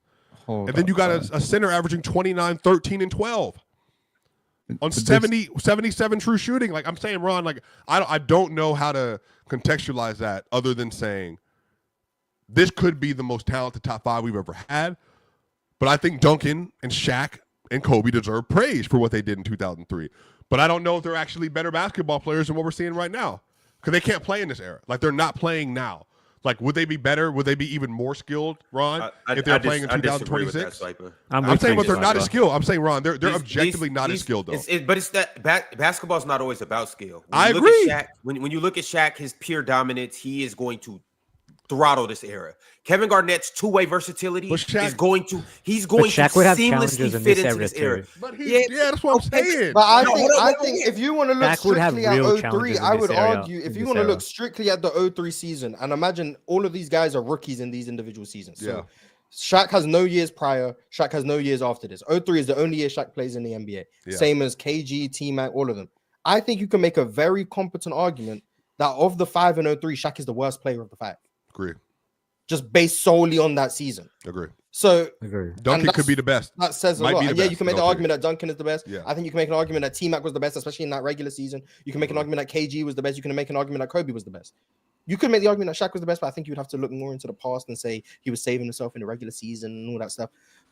But like, if you look at everyone here as just rookies, so you have no reputation bias. No prior I think knowledge. that's what helps the 26 season. Because 2017, Steph and KD were on the same team. So you didn't see the same level of, oh my God, it wasn't 2016 Steph video game stuff because he was trying to fit next to KD and he started the season kind of slow. But KD and Steph both went ballistic in the playoffs that year. We haven't seen these 5 play in the playoffs yet. We haven't seen what a playoff defense does to Wemby. We haven't even seen that. So everything is going to be conjecture and projection. But who knows? Maybe Wemby gets to the playoffs and his offense falls off a cliff. Maybe it does, but maybe it doesn't. Like all of that we don't actually have an answer for what these guys right now would look like in the playoffs this season. So it's going to be more projection as opposed to what we have from 03. We know T-Mac blew a 3-1 lead in 2003. So we can use that and be like, oh, well, T-Mac's not as good as X guy. But what happens, not saying it will, what happens if OKC go into the playoffs in round 1 as the favorites and OKC blow a 3-1 lead? Then all of a sudden, these Shea conversations are going to be like, you said Shea was better than 09 Bron. Like, I'm not saying anyone said that, but like, we don't have the answers the way we do for all of these other guys. So I think that lends itself to helping the 26 players in some regard, but the overall careers help the former players. Like, we've seen what Bron became, we've seen what Kobe became, so that helps them just, 03, but it's just in Kobe. Sports, it flips. In the NFL, it's different. In the NFL, they more favor now because clearly Roger Staubach is not playing better than Patrick Mahomes. Like, it's clear to see, like, we can see this. He's clearly not better than this dude. He's a freak of nature. We've never seen a quarterback like this. Josh Allen, Lamar Jackson, we lean towards new. In basketball, it's the opposite. We see what we see, but like, there's no way that Kobe in 2005 can't do what Shea is doing, or Shaq in 2002 can't do what Jokic is doing. And I think that's the problem. It's like, I'm genuinely wondering with myself, am I being too harsh on this era? Because I'm saying that I understand that like these are historically great players in Duncan, Kobe, Shaq, T-Mac, but those are names. If we just strip everybody of their names and say, are they playing better than Jokic, SGA, Luka, Wemby, and Giannis? Are they better basketball players than them? And I'm telling you, Ron, if you strip the name, if I put Giannis and Tim Duncan up, I think it's a conversation. I think it's a legitimate conversation. I think Giannis could possibly win that. I think he's playing that well. But what does that say then, though? I'm with you, Swiper. I'm with you. 100. I think the names are making it. I think the names are making it really tough because some of these guys are top 10 players every year. But then when you break it down season by season, I'm right there with you. I think that it's hard. It's really hard to even wrap your head around what level the guys are playing out right now because it's never happened. You have a 6'11" Ron. You love Giannis. You have a 6'11" Titan running the ball up and down the court with the basketball, and he is at will getting to the rim and ending possessions, plus giving you good scoring, not hitting mid-range shot this year. He's averaging 12 rebounds and 7 assists a game. If somebody told you in 2002 that 23 years later that you would have a player that big, that athletic with those kind of numbers doing all of the different things he does, Tim Duncan never in his life could have done all the things that he's doing offensively. He just doesn't have the skill. But Giannis don't do nothing that Tim Duncan was doing, though. Like, you can do both ways. Giannis said Duncan's a better defender. I agree. And then you can go Tim Duncan, but you're saying these things about this is who Giannis is. Can you believe what he's doing? Let's talk about 03 Kevin Garnett. Let's talk about what he was doing. And so I get what you're saying, where it's like, oh, we got names, but these names are these names for a reason. Giannis isn't doing anything on the block or in the mid range like Tim Duncan was doing. Well, he's not a. Well, what's that face? What's that face? What's that face? He did a lot on the mid range. Not like Tim Duncan. Come on, stop it. Not like Tim Duncan at all. But this idea, no, hold on. You can't, not at all. Okay, this is what y'all do. Like, and it bothers me. Yes, this is what we do. We talk ball. Yes, this is what we do. I mean, you yes, think so. You're right. You use an archetype of a previous player and then hold this player up to that archetype and say, well, he doesn't do. No, X, I'm not. Y, I'm doing. That's what Swiper just did. That's what but the Swiper just opposite. did. let me 48 talk and seconds just ago. chew your food. Just So- did that in the reverse. So no, but what I'm saying is you See, I can't can chew and think at the same time. See? Oh, multitask, nice, versatile. you can't remove. Giannis shooting to be fair, 16% on mid-range, hold by the on. way, Like, this year. So. the debate really 16? comes down to you cannot be so unkind and so unfair to the previous generation, like Michael, Magic, Larry, even going back that far, but also up to Kobe, Duncan, etc., and just say they had the same set of circumstances that today's athletes do.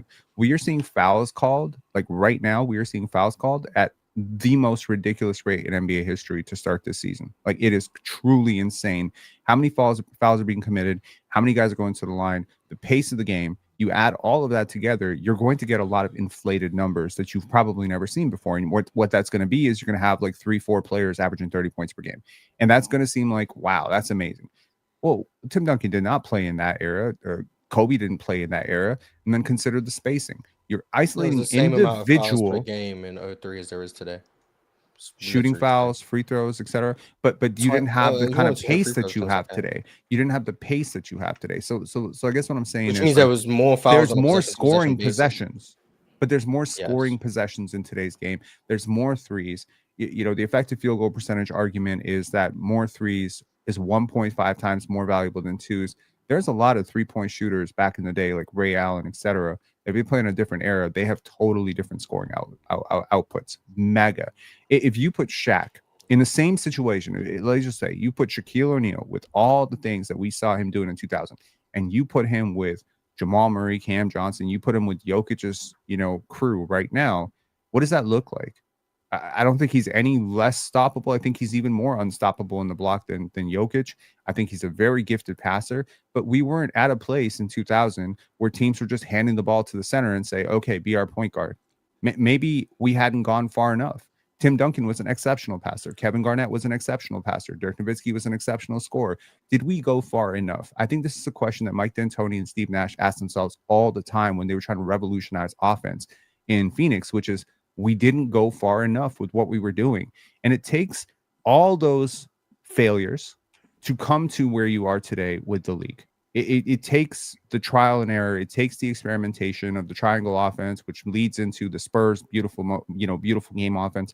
Until now, you have the Boston Celtics taking 1,000,000 threes a game, right? How is that helping? The space equation, the rule changes, the competition level, the lack of hand checking, all of this stuff.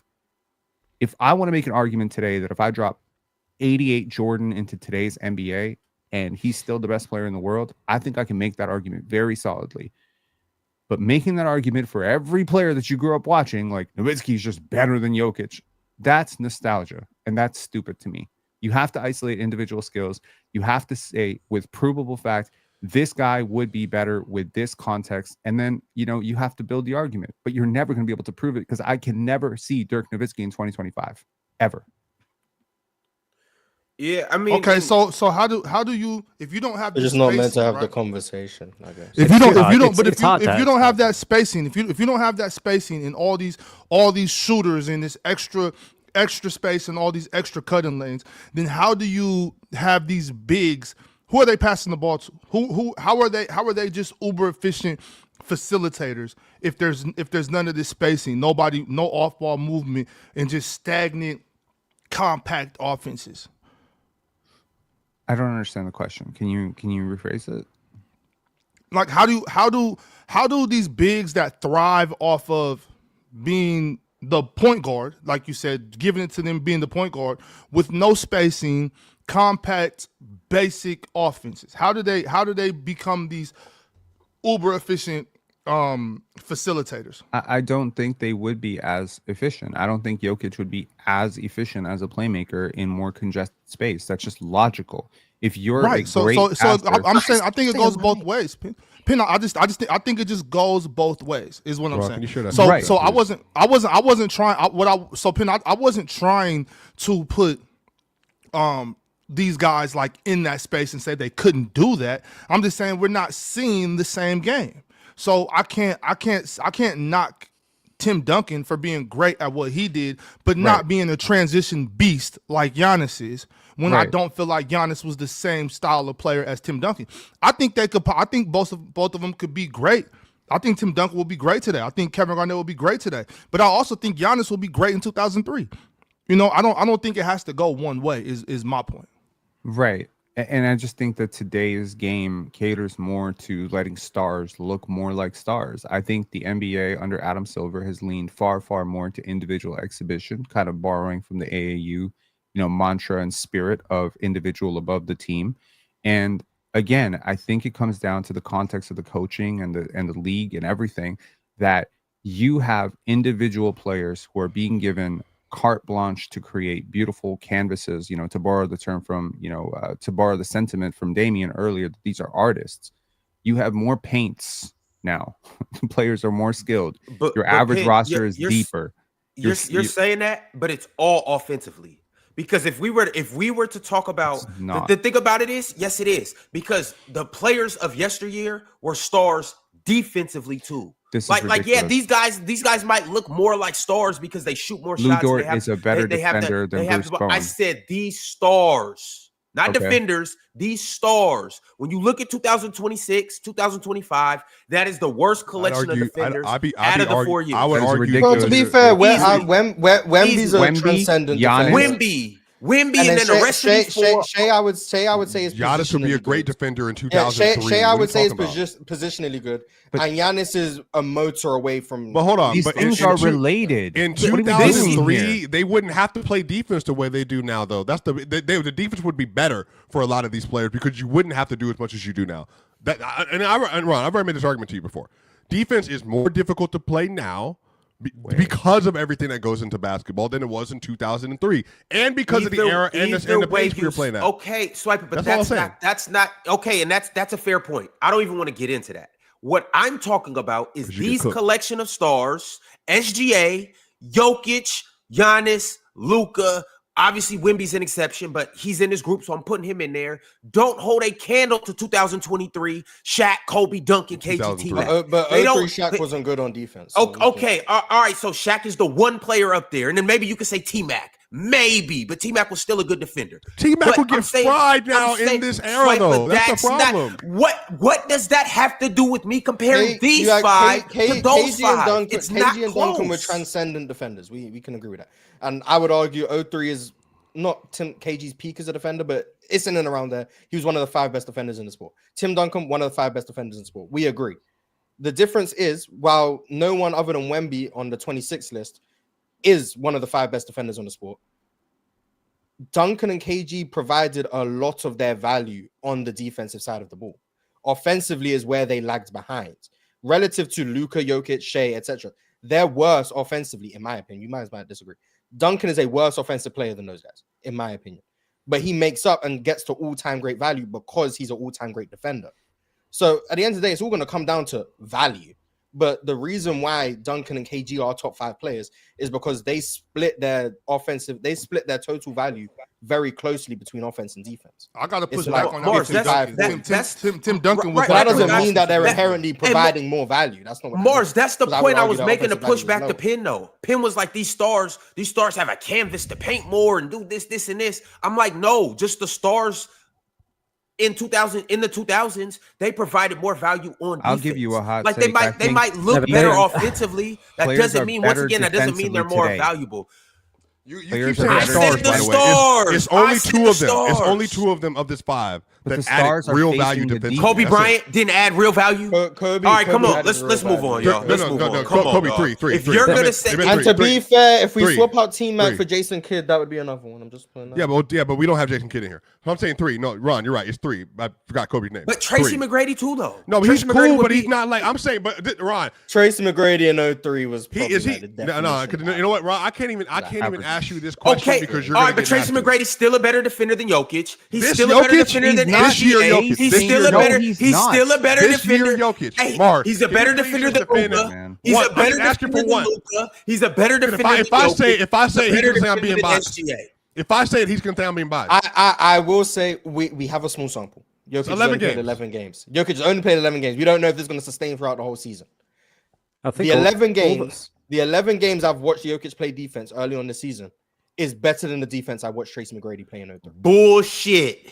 That's it's my not It's opinion. too I call True. We can disagree. bullshit. No, it's Also, because sports your coaches, right? definition of defense is athleticism, blocks, and steals. I call it. bullshit. I mean, yeah, we Okay. disagree. I mean, there's no way to prove it without like watching a bunch of different games. I don't know how that's meant to be quantified, but yeah. Sure. Just But like I'm also Max not has saying said, it's sustainable. So. just like Max has said in the chat, I can go find an 11-game sample size. That's what I'm saying. That's why. No, you can't. But that's why. That's why I didn't. I don't think because I'm not saying. I don't what Jokic is understand. doing They is have a sustainable. but I'm fine Ron. with that. To your casual point, because you obviously don't want to acknowledge what you're watching in front of you.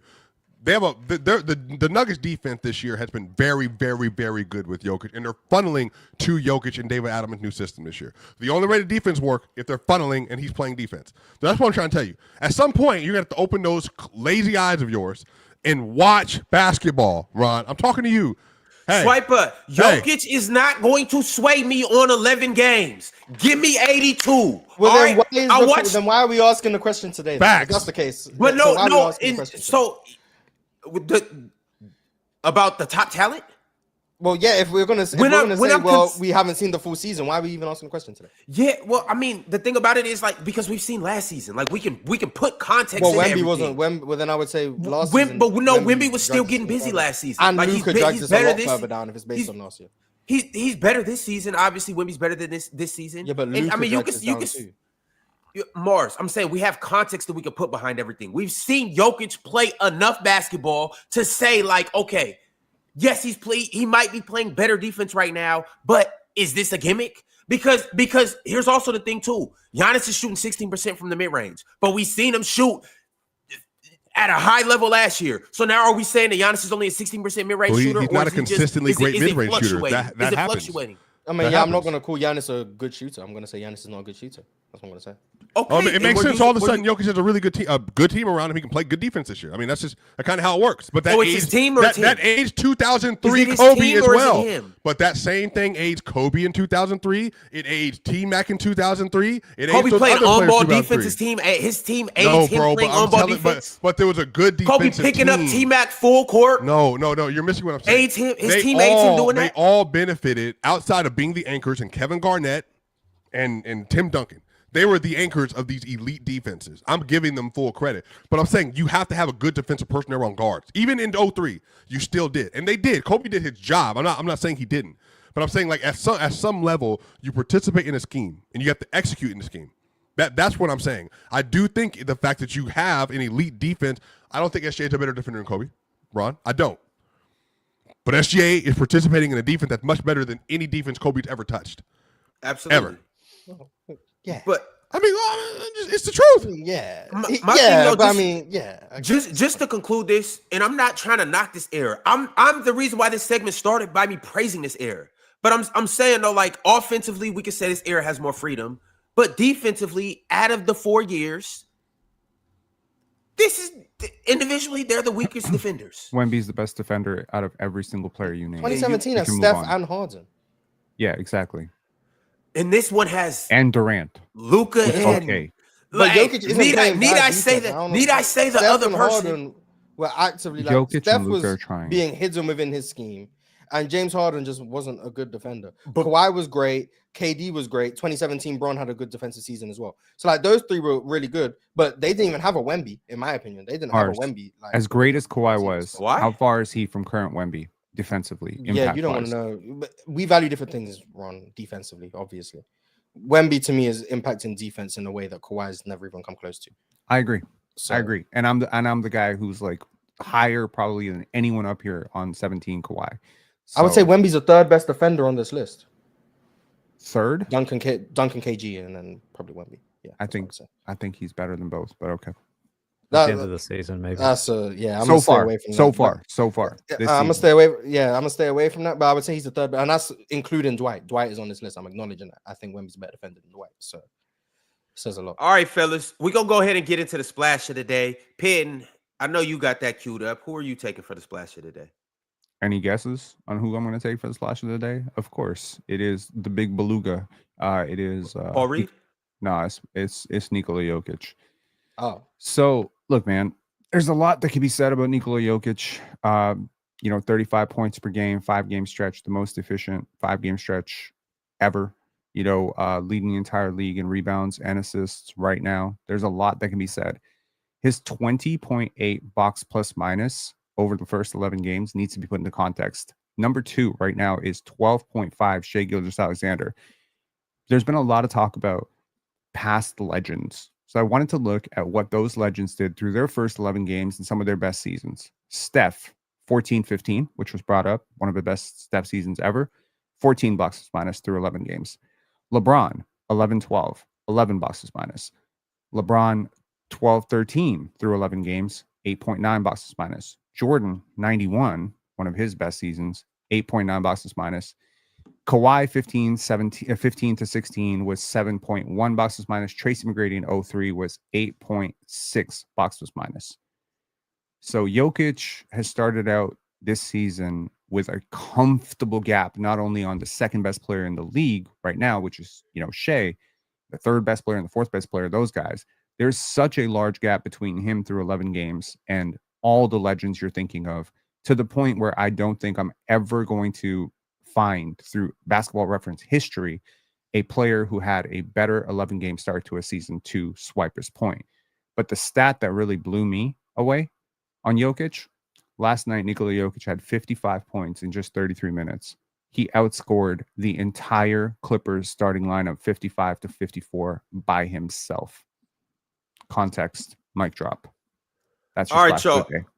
That is the splash of the day on Splash Sports. Splash Sports is an app where you can make your picks with your favorite players in your favorite sports, and you will get a player projection. And it's very simple. You pick more or you pick less.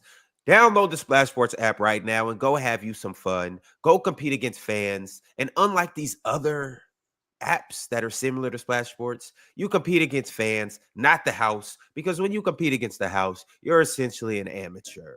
Click the link in the bio, scan this QR code, download Splash Sports, use code PLAYERS for $50, and we will match up to $50 with the $50 that you put up, or you will get a 100% boost on your first entry for new users. All right, y'all, we in the crunch time chats. We got a lot of them, so let's go ahead and see what they talking about. Julius Irvin said, for the Aussie, is it true Australia is the most dangerous place to live in the world due to all the venomous creatures? Let me put it this way. We check our shoes for spiders and snakes before we put them on. And it's, I live in the city as well, like close to the city in the suburbs. And I remember when I first bought this house, my neighbor came up to me and I didn't know him. And he came up to me and said, hey, I just want to let you know I found a snake in my backyard. And I wasn't shocked by that. So that's to put into perspective.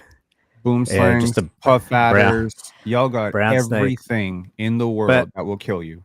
Yes. If someone just said, hey, let's just do an experiment and put everything that's crazy that can kill you in the world, it would be down here. But still, it's not as crazy as you think. If you live in the city, you might never even see a snake, man. So it's really in the outback type part of Australia or the really remote parts. But I'll show you all you guys when you come down anyway. No problem.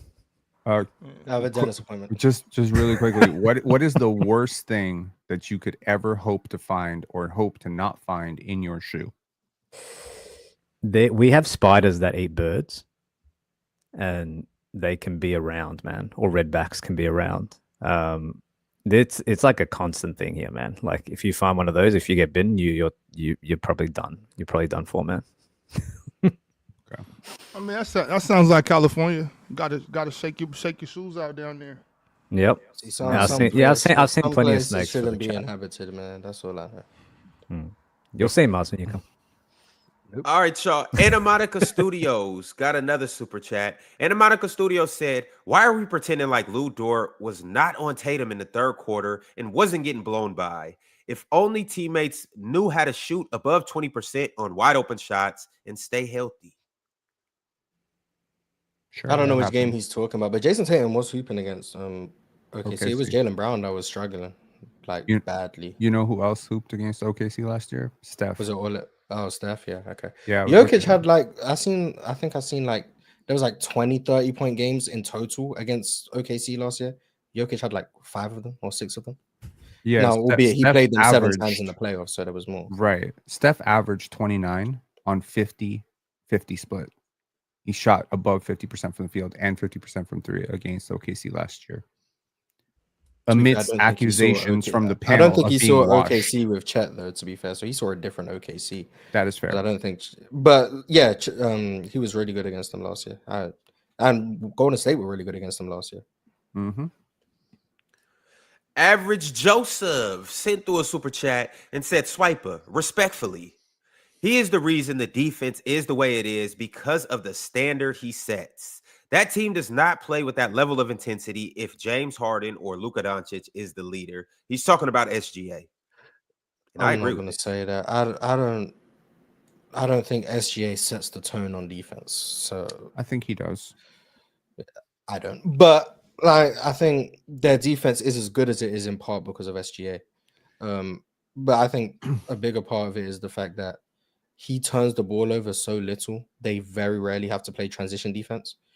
Luka and James Harden, as ball dominant as they are, turn the ball over a lot, which leads to a lot more transition opportunities against now your defense is less set. So that's more problematic. Also, because of their 3-point volatility, long rebounds lead to more transition opportunities as well. Shea doesn't really settle for a lot of threes. So I think that's what leads to their defense being as good as they are, because they get to have a set defense very, very often because of Shea's ball security, shot selection, and how high his floor is on offense, that you're very rarely going to see 2 for 16 nights from three. James Harden was liable to have that a lot. So I think that's what changes like the equation subtly on defense and makes a big difference in the long run. But like game to game, it's maybe like 1 or 2 possessions, but 1 or 2 possessions make up a big deal. So it's little things like that that don't show up on the PRA that I think people don't factor in when it's Shea. Everything Shea does offensively limits transition for the other team. What you mentioned, turnover suppression, but also he doesn't take a lot of threes. And long threes lead to long rebounds, leads to usually early leak outs. Plus, he's efficient as hell. He gets to the line so much. So all of those things limit offensive flow for the other team. It makes the game choppy. It gives you time to rest your legs defensively. And most importantly, it gives you a chance to set up the best half-court defense in possibly league history. So I just think that, yes, he does set the tone for the defense. 1, because of all that he does offensively. 2, because he participates defensively. And 3, because he clearly cares about defense. Every single time they don't play well defensively, he always brings it up. We got to be better defensively. We got to be better. When your star player cares about defense, and I do think Jokic cares about defense. I do think Shea cares about defense. They may not be world beaters defensively. They're not Kawhi. They're not KG. They're not Tim W. Fine. But as long as your star player identifies that defense is the focus of what we hang our hat on, I think your team will be good defensively. Hey, Penn, Mm-hmm. or Kobe or T-Mac. Sure, Kobe cared a lot about defense, for sure. He's a big reason why their defenses were good, too. Animatica Studios with another super chat. Animatica said, Swiper saying Shea was locking up Tatum while Tatum had 26 and 10 was hilarious. And Tatum was getting double teamed and his guys couldn't hit open shots. He was frying all of their defenders. It's because Shea got that block on Tatum. I remember that was cool. That was a cool play. I think the whole point was to find what player OKC would struggle against, and I think we found it. All right, Average Joseph sent through another super chat and said, fair point, Penn, but we also have to contextualize what if these players had the references that the newer players have. And we can't forget the league has gone out of its way to incentivize offense. Yeah, that's the point that I was making. Like, what would Kobe be if he could watch Shea growing up doing all of his moves? He would just have figured them out faster. What would he be if he had all the analytics and tracking data to show him what a good shot and a bad shot was? I think people resist analytics, but they fail to realize how much analytics go into development and training. And, you know, who's to say? If Kobe Bryant, the exact Kobe Bryant that we saw, is born today, and he gets to play in 2048, he'll be a better basketball player for sure. And that's the problem with basketball today. How are you going to learn what a good and bad shot is from looking at numbers, stat sheets, and spreadsheets and shit like that? You know what a good or bad shot is based on being on the court and reading the defense and taking open shots. Clearly not. And and by getting in the gym and getting your skill set together so that you're comfortable anywhere on the court. That way you can take advantage of good shots and open shots and looks like that. I think the tracking data helps trainers. Like I remember Michael Jordan's trainer used to track like all of his steps left, which which foot was dominant, which foot he launched off of. The analytics community has been growing and it's just way more accessible now. The greatest trainers in the world have always been tracking this stuff. It's just way more publicly available to everybody to see. If I'm a basketball player, my trainer could tell me when you hard dribble left, you're less effective than when you hard dribble right. I know what to work on and I know what to go to. If I know for a fact that I am best off of 2 dribbles and every time I dribble the ball 4 times that my efficiency plummets, that helps me. So numbers can help. Unfortunately, I think a lot of people have an aversion towards numbers because all the numbers they see in their day-to-day life are negative numbers. They see their own test scores, they see their credit score, they see their bank balance, negative, negative, negative. So that's the unfortunate thing. Some people hate numbers because they've been right. So, anyways, if you understand basketball, you don't need that on a chart. So what I'm saying is, yeah, that's true. But if you're watching basketball and you know I'm training this kid and he does this going left, then yeah, that's the same thing. But you don't look at a chart and learn how to play basketball. You know what I'm saying? That's what's wrong with basketball players right now. Kobe Bryant doesn't need to watch Shea play basketball. Like, Shea don't do nothing Kobe couldn't do. You know what I'm saying? So like your point, I see what you're saying, and I'm not gonna get involved with the little dumb shit you're trying to do. But the part about tracking and all that, that's just basketball. That's just somebody that knows ball and they're watching somebody that they train like, okay, you're good when you do this. Let's work on that. The oversimplification doesn't make you a genius. It's not about that. It's just that's why that community you're talking about is growing because they don't understand just the simplicity of what's happening. They have in order for them to do that, they have to put it on the chart. When you don't know what you're looking at. When you don't know what you're looking at by watching basketball, you have to have somebody break it down and put it to you like this, so that way you can get to it. So here's the thing, Box. That's the one thing in this argument that we actually agree on. I believe that if you really truly understand basketball, and I mean truly understand it, like a coach's eye, scout's eye, eagle eye, you don't really need the analytics to tell you who's having a great game or who's a great player. But I think a lot of people don't understand basketball. The problem is they played basketball or they watched basketball for 30 years, so they think they naturally understand it, and they don't. There's a lot of people out there that think, certain players who maybe average 8 points per game are just bad basketball players. They don't see what they're doing to space the court for their offensive players. They see 2 points on a box score, and they say, this is a bad basketball player. Too often, box scores, the basic box score, points, rebounds, assists, steals, blocks, have been used to determine a player's value. Even often when we go through the fast breakdown, games that I have not watched, you have not watched, we assume based on 27 points on 14 shots that guy had a great game. How do we know? How do we know it wasn't all transition dunks and breakaways where anyone could have scored in that situation? You actually do have to watch the games.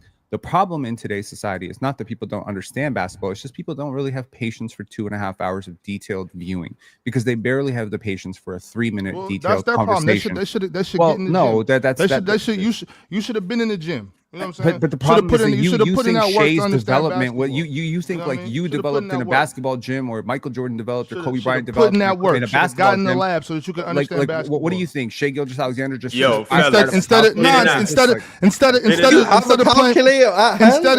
of playing around on calculators and worrying about other people's scores and numbers and shit, they should have got their ass in that gym. Should have got up off that sofa and got in the lab and got to work.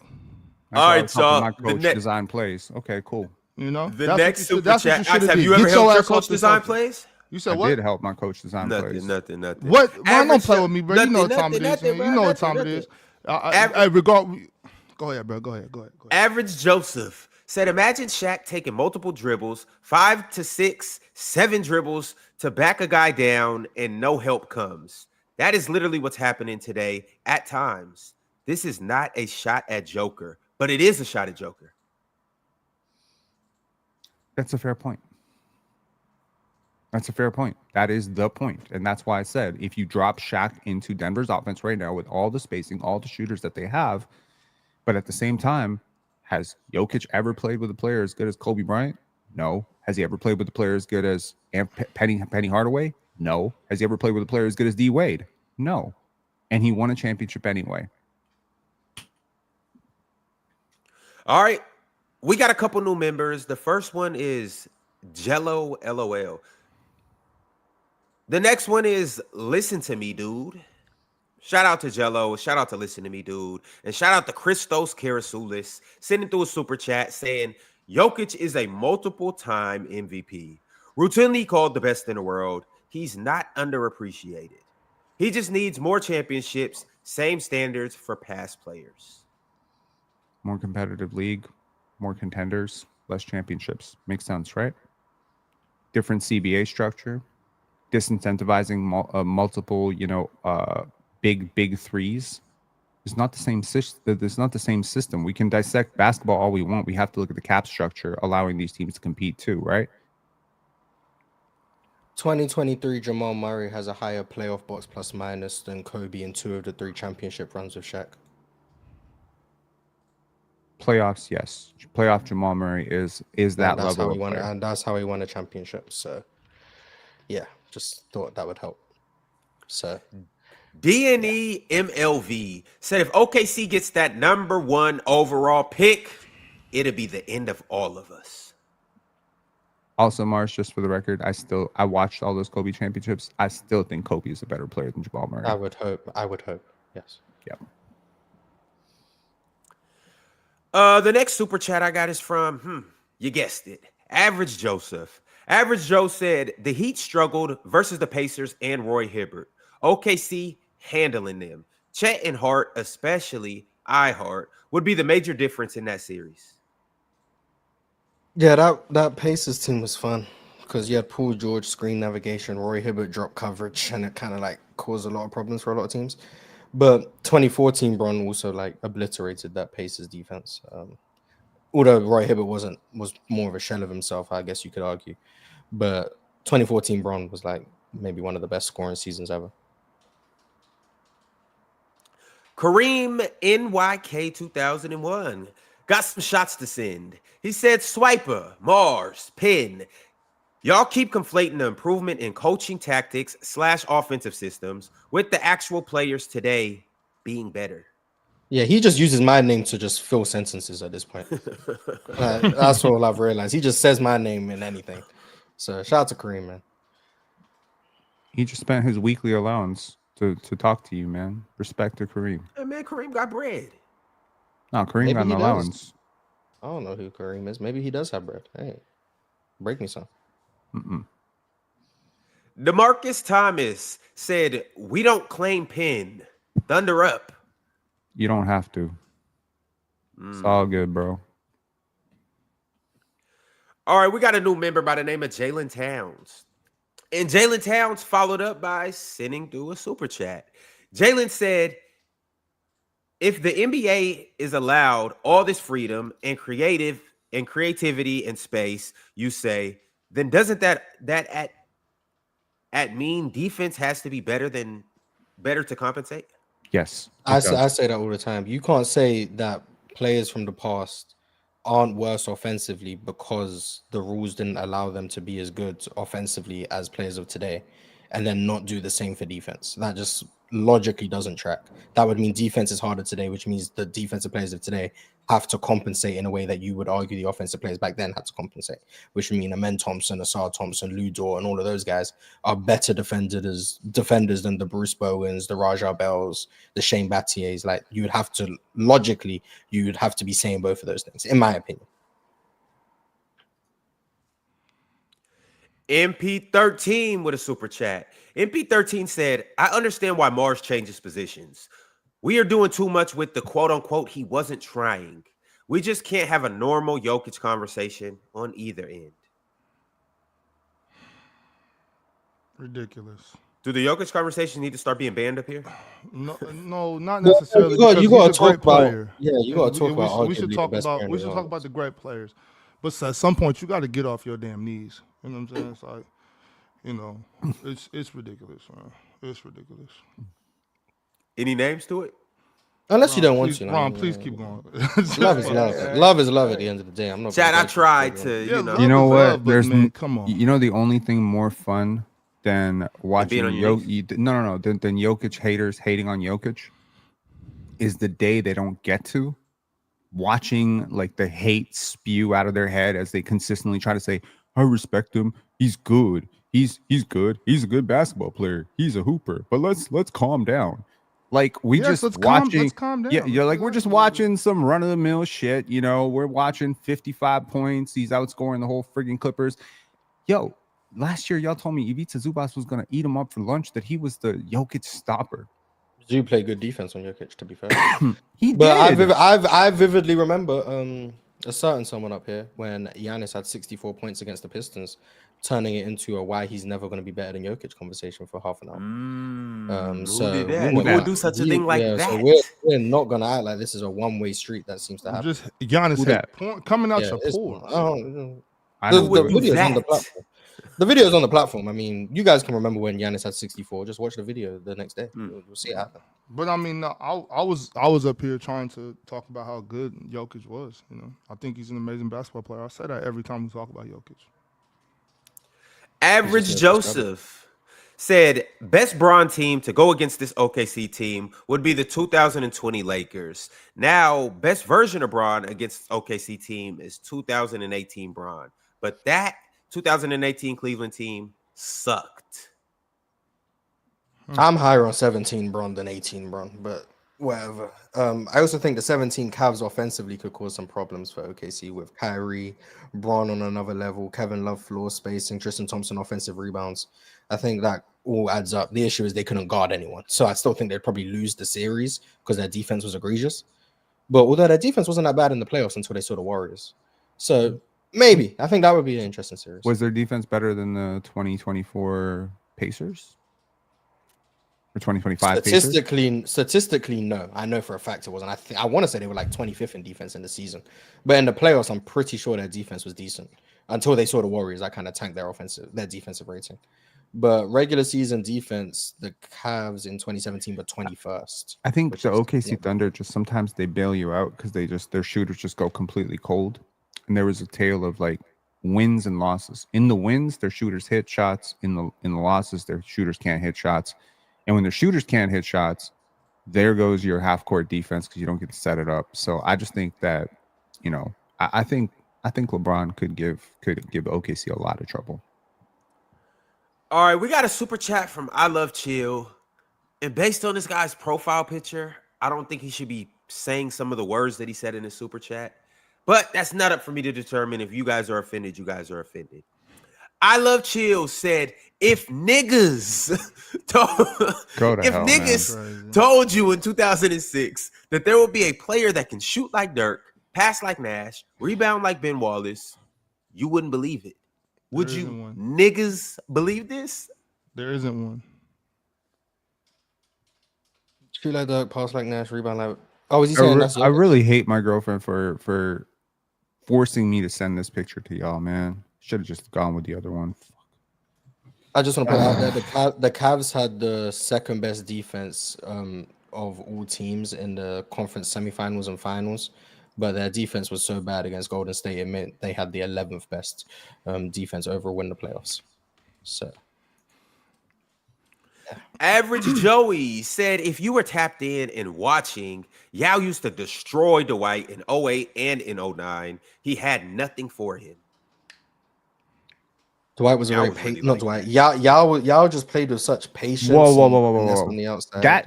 Let me just clarify this. That super chat was not from me. Okay, let's just get that fucking clear. Okay, we know, but no. The chat does not seem to know. So we're letting the chat know. I don't need to know. They're doing it because they know that they can get you to do what you're doing right now. Seemingly trolling you. Come on, hey Pin. If niggas don't know that wasn't you that said that, then they just tripping. Well, to be, I knew it wasn't you because like it didn't come with the hard R. That's how I knew it wasn't you. But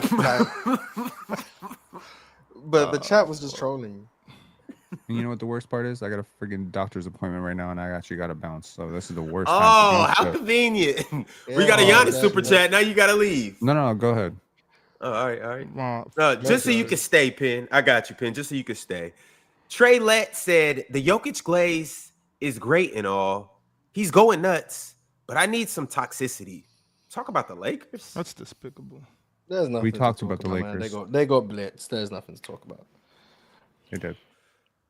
Another super chat from Average Joe. Average Joe said, "Why are we forgetting the 2013 Spurs going under screens at the free throw line in the finals? 2013 Bron was not the best version of Bron. LOL. Nostalgia." I think the reason it's said is because of the two-way impact. Offensively, I don't think anyone says it's the best Bron, but he was so good defensively and offensively.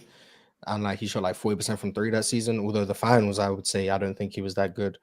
But it's just like year round, it was like such sustained dominance and brilliance that it makes sense.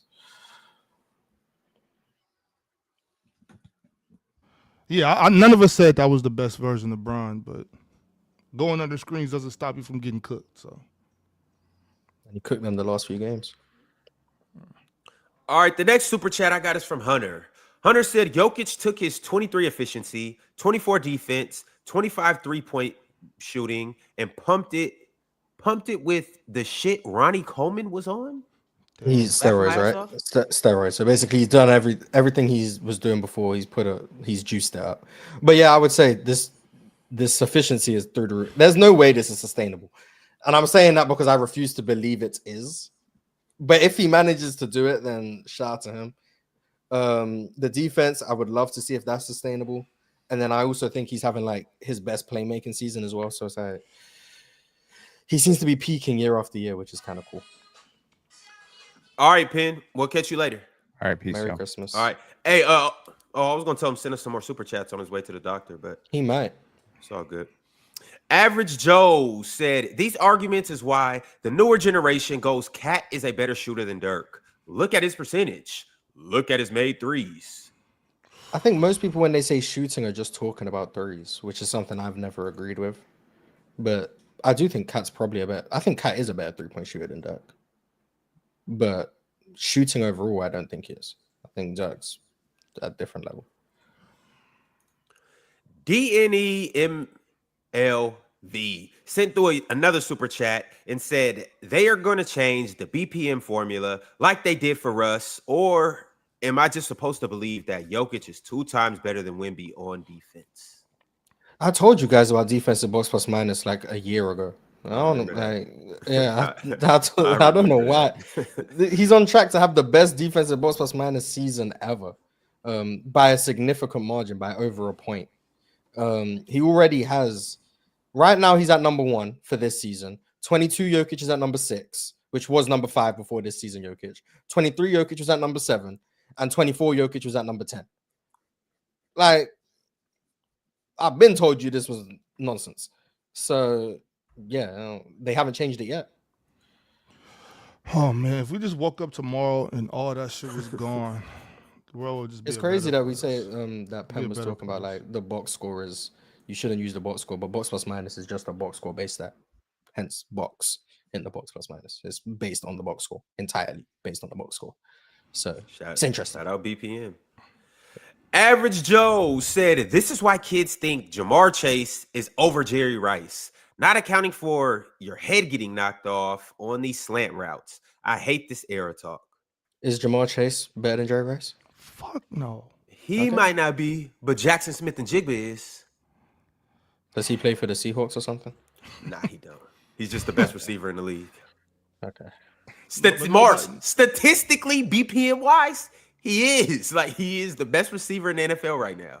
There's nobody in the world that thinks Jamar Chase is better than Jerry Rice, but just for that, I'm gonna start thinking Jamar Chase better than Jerry Rice. Give me Jamar. That's just wrong. Hey, Jamar like that though. But we got another super chat from BEA Beast 46. Said nobody has ever solved the game of basketball the way Nikola has. Other legends use their athleticism. Nikola uses his mind better than anyone ever. I would argue Bill Russell, but that's besides the point. We got a couple new members. I want to shout out Denero A1 for becoming a new YouTube member. And I also want to shout out Cameron Bosley for becoming a new YouTube member. And speaking of members, my man Al Booger sent through a members chat and he just had a surfing emoji. Shout out Al Booger. He's been around for about 25 months. If you're not a member, and if you haven't been around for 25 months like Al Booger, how dare you ever have the audacity to try to send through an emoji for your super chat? Don't do it because you haven't been around like Al Booger and you don't got that type of motion. I got another super chat, though, from Average Joe. Average Joe said, the notion that you can plug anybody into OKC and they would play at this level of intensity is a fallacy. But it can't be proven either way, which is why I think it's a pointless argument. There you have it. Hunter sent through a super chat and said, y'all lucky Swiper got to be on his hosting gimmick today because it would have been hell.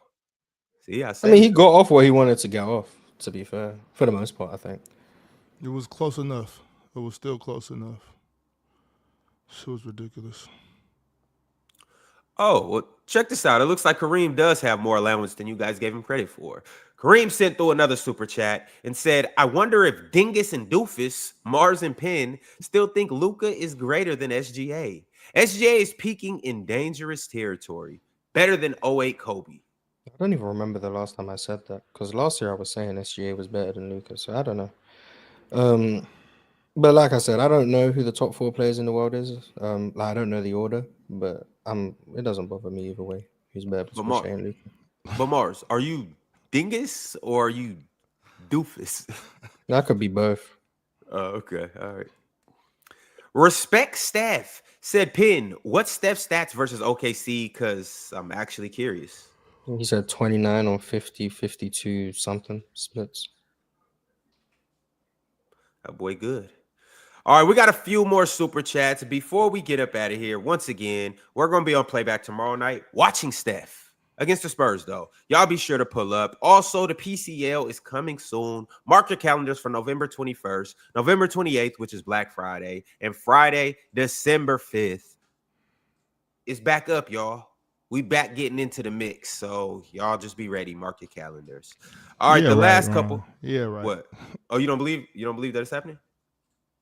No. Hey. That's what we got hope for, people. That's what we got hope for.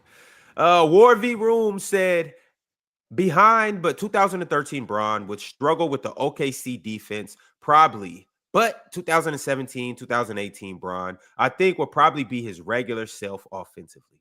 Yeah, I don't think you can make 17 and 18 Bron struggle offensively.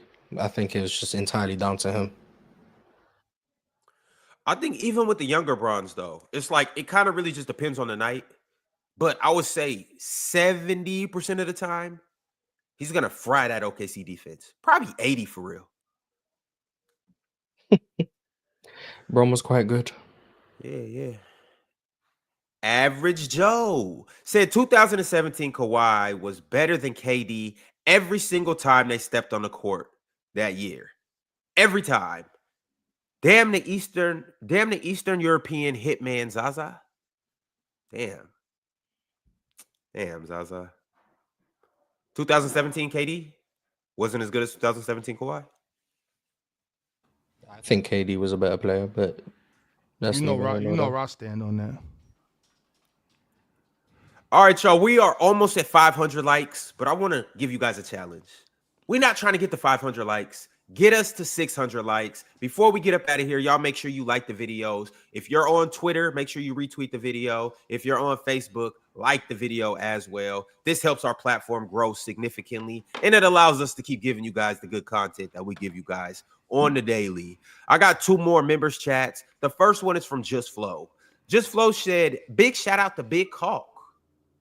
50, 60 from the field so far? Ryan Kalkbrenner. I definitely didn't watch that Bucks Hornets game yesterday, so no, shout out to him. No chance. Yeah, shout out to him. No chance. Shout out to the Hornets for getting the win. But yeah, shout out to him. I don't know. The Hornets 4-7 right now. Nice. Hey, that's all right. For them, that's all right.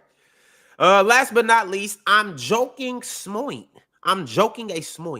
Said Jokic still and will always be better. Walsh and Hugo will make an all-defensive team in the future. Have a blessed weekend, y'all. And we out. Merry Christmas. Yo, Ox, What's up? you think that maybe, just maybe, I could have a baby with blue eyes? Well, I'll probably have a better chance of hitting tonight on Splash Sports. You guys should do the same thing. Scan the QR code or just click the link in the bio, download the app, and go have the time of your life. Same time, same place.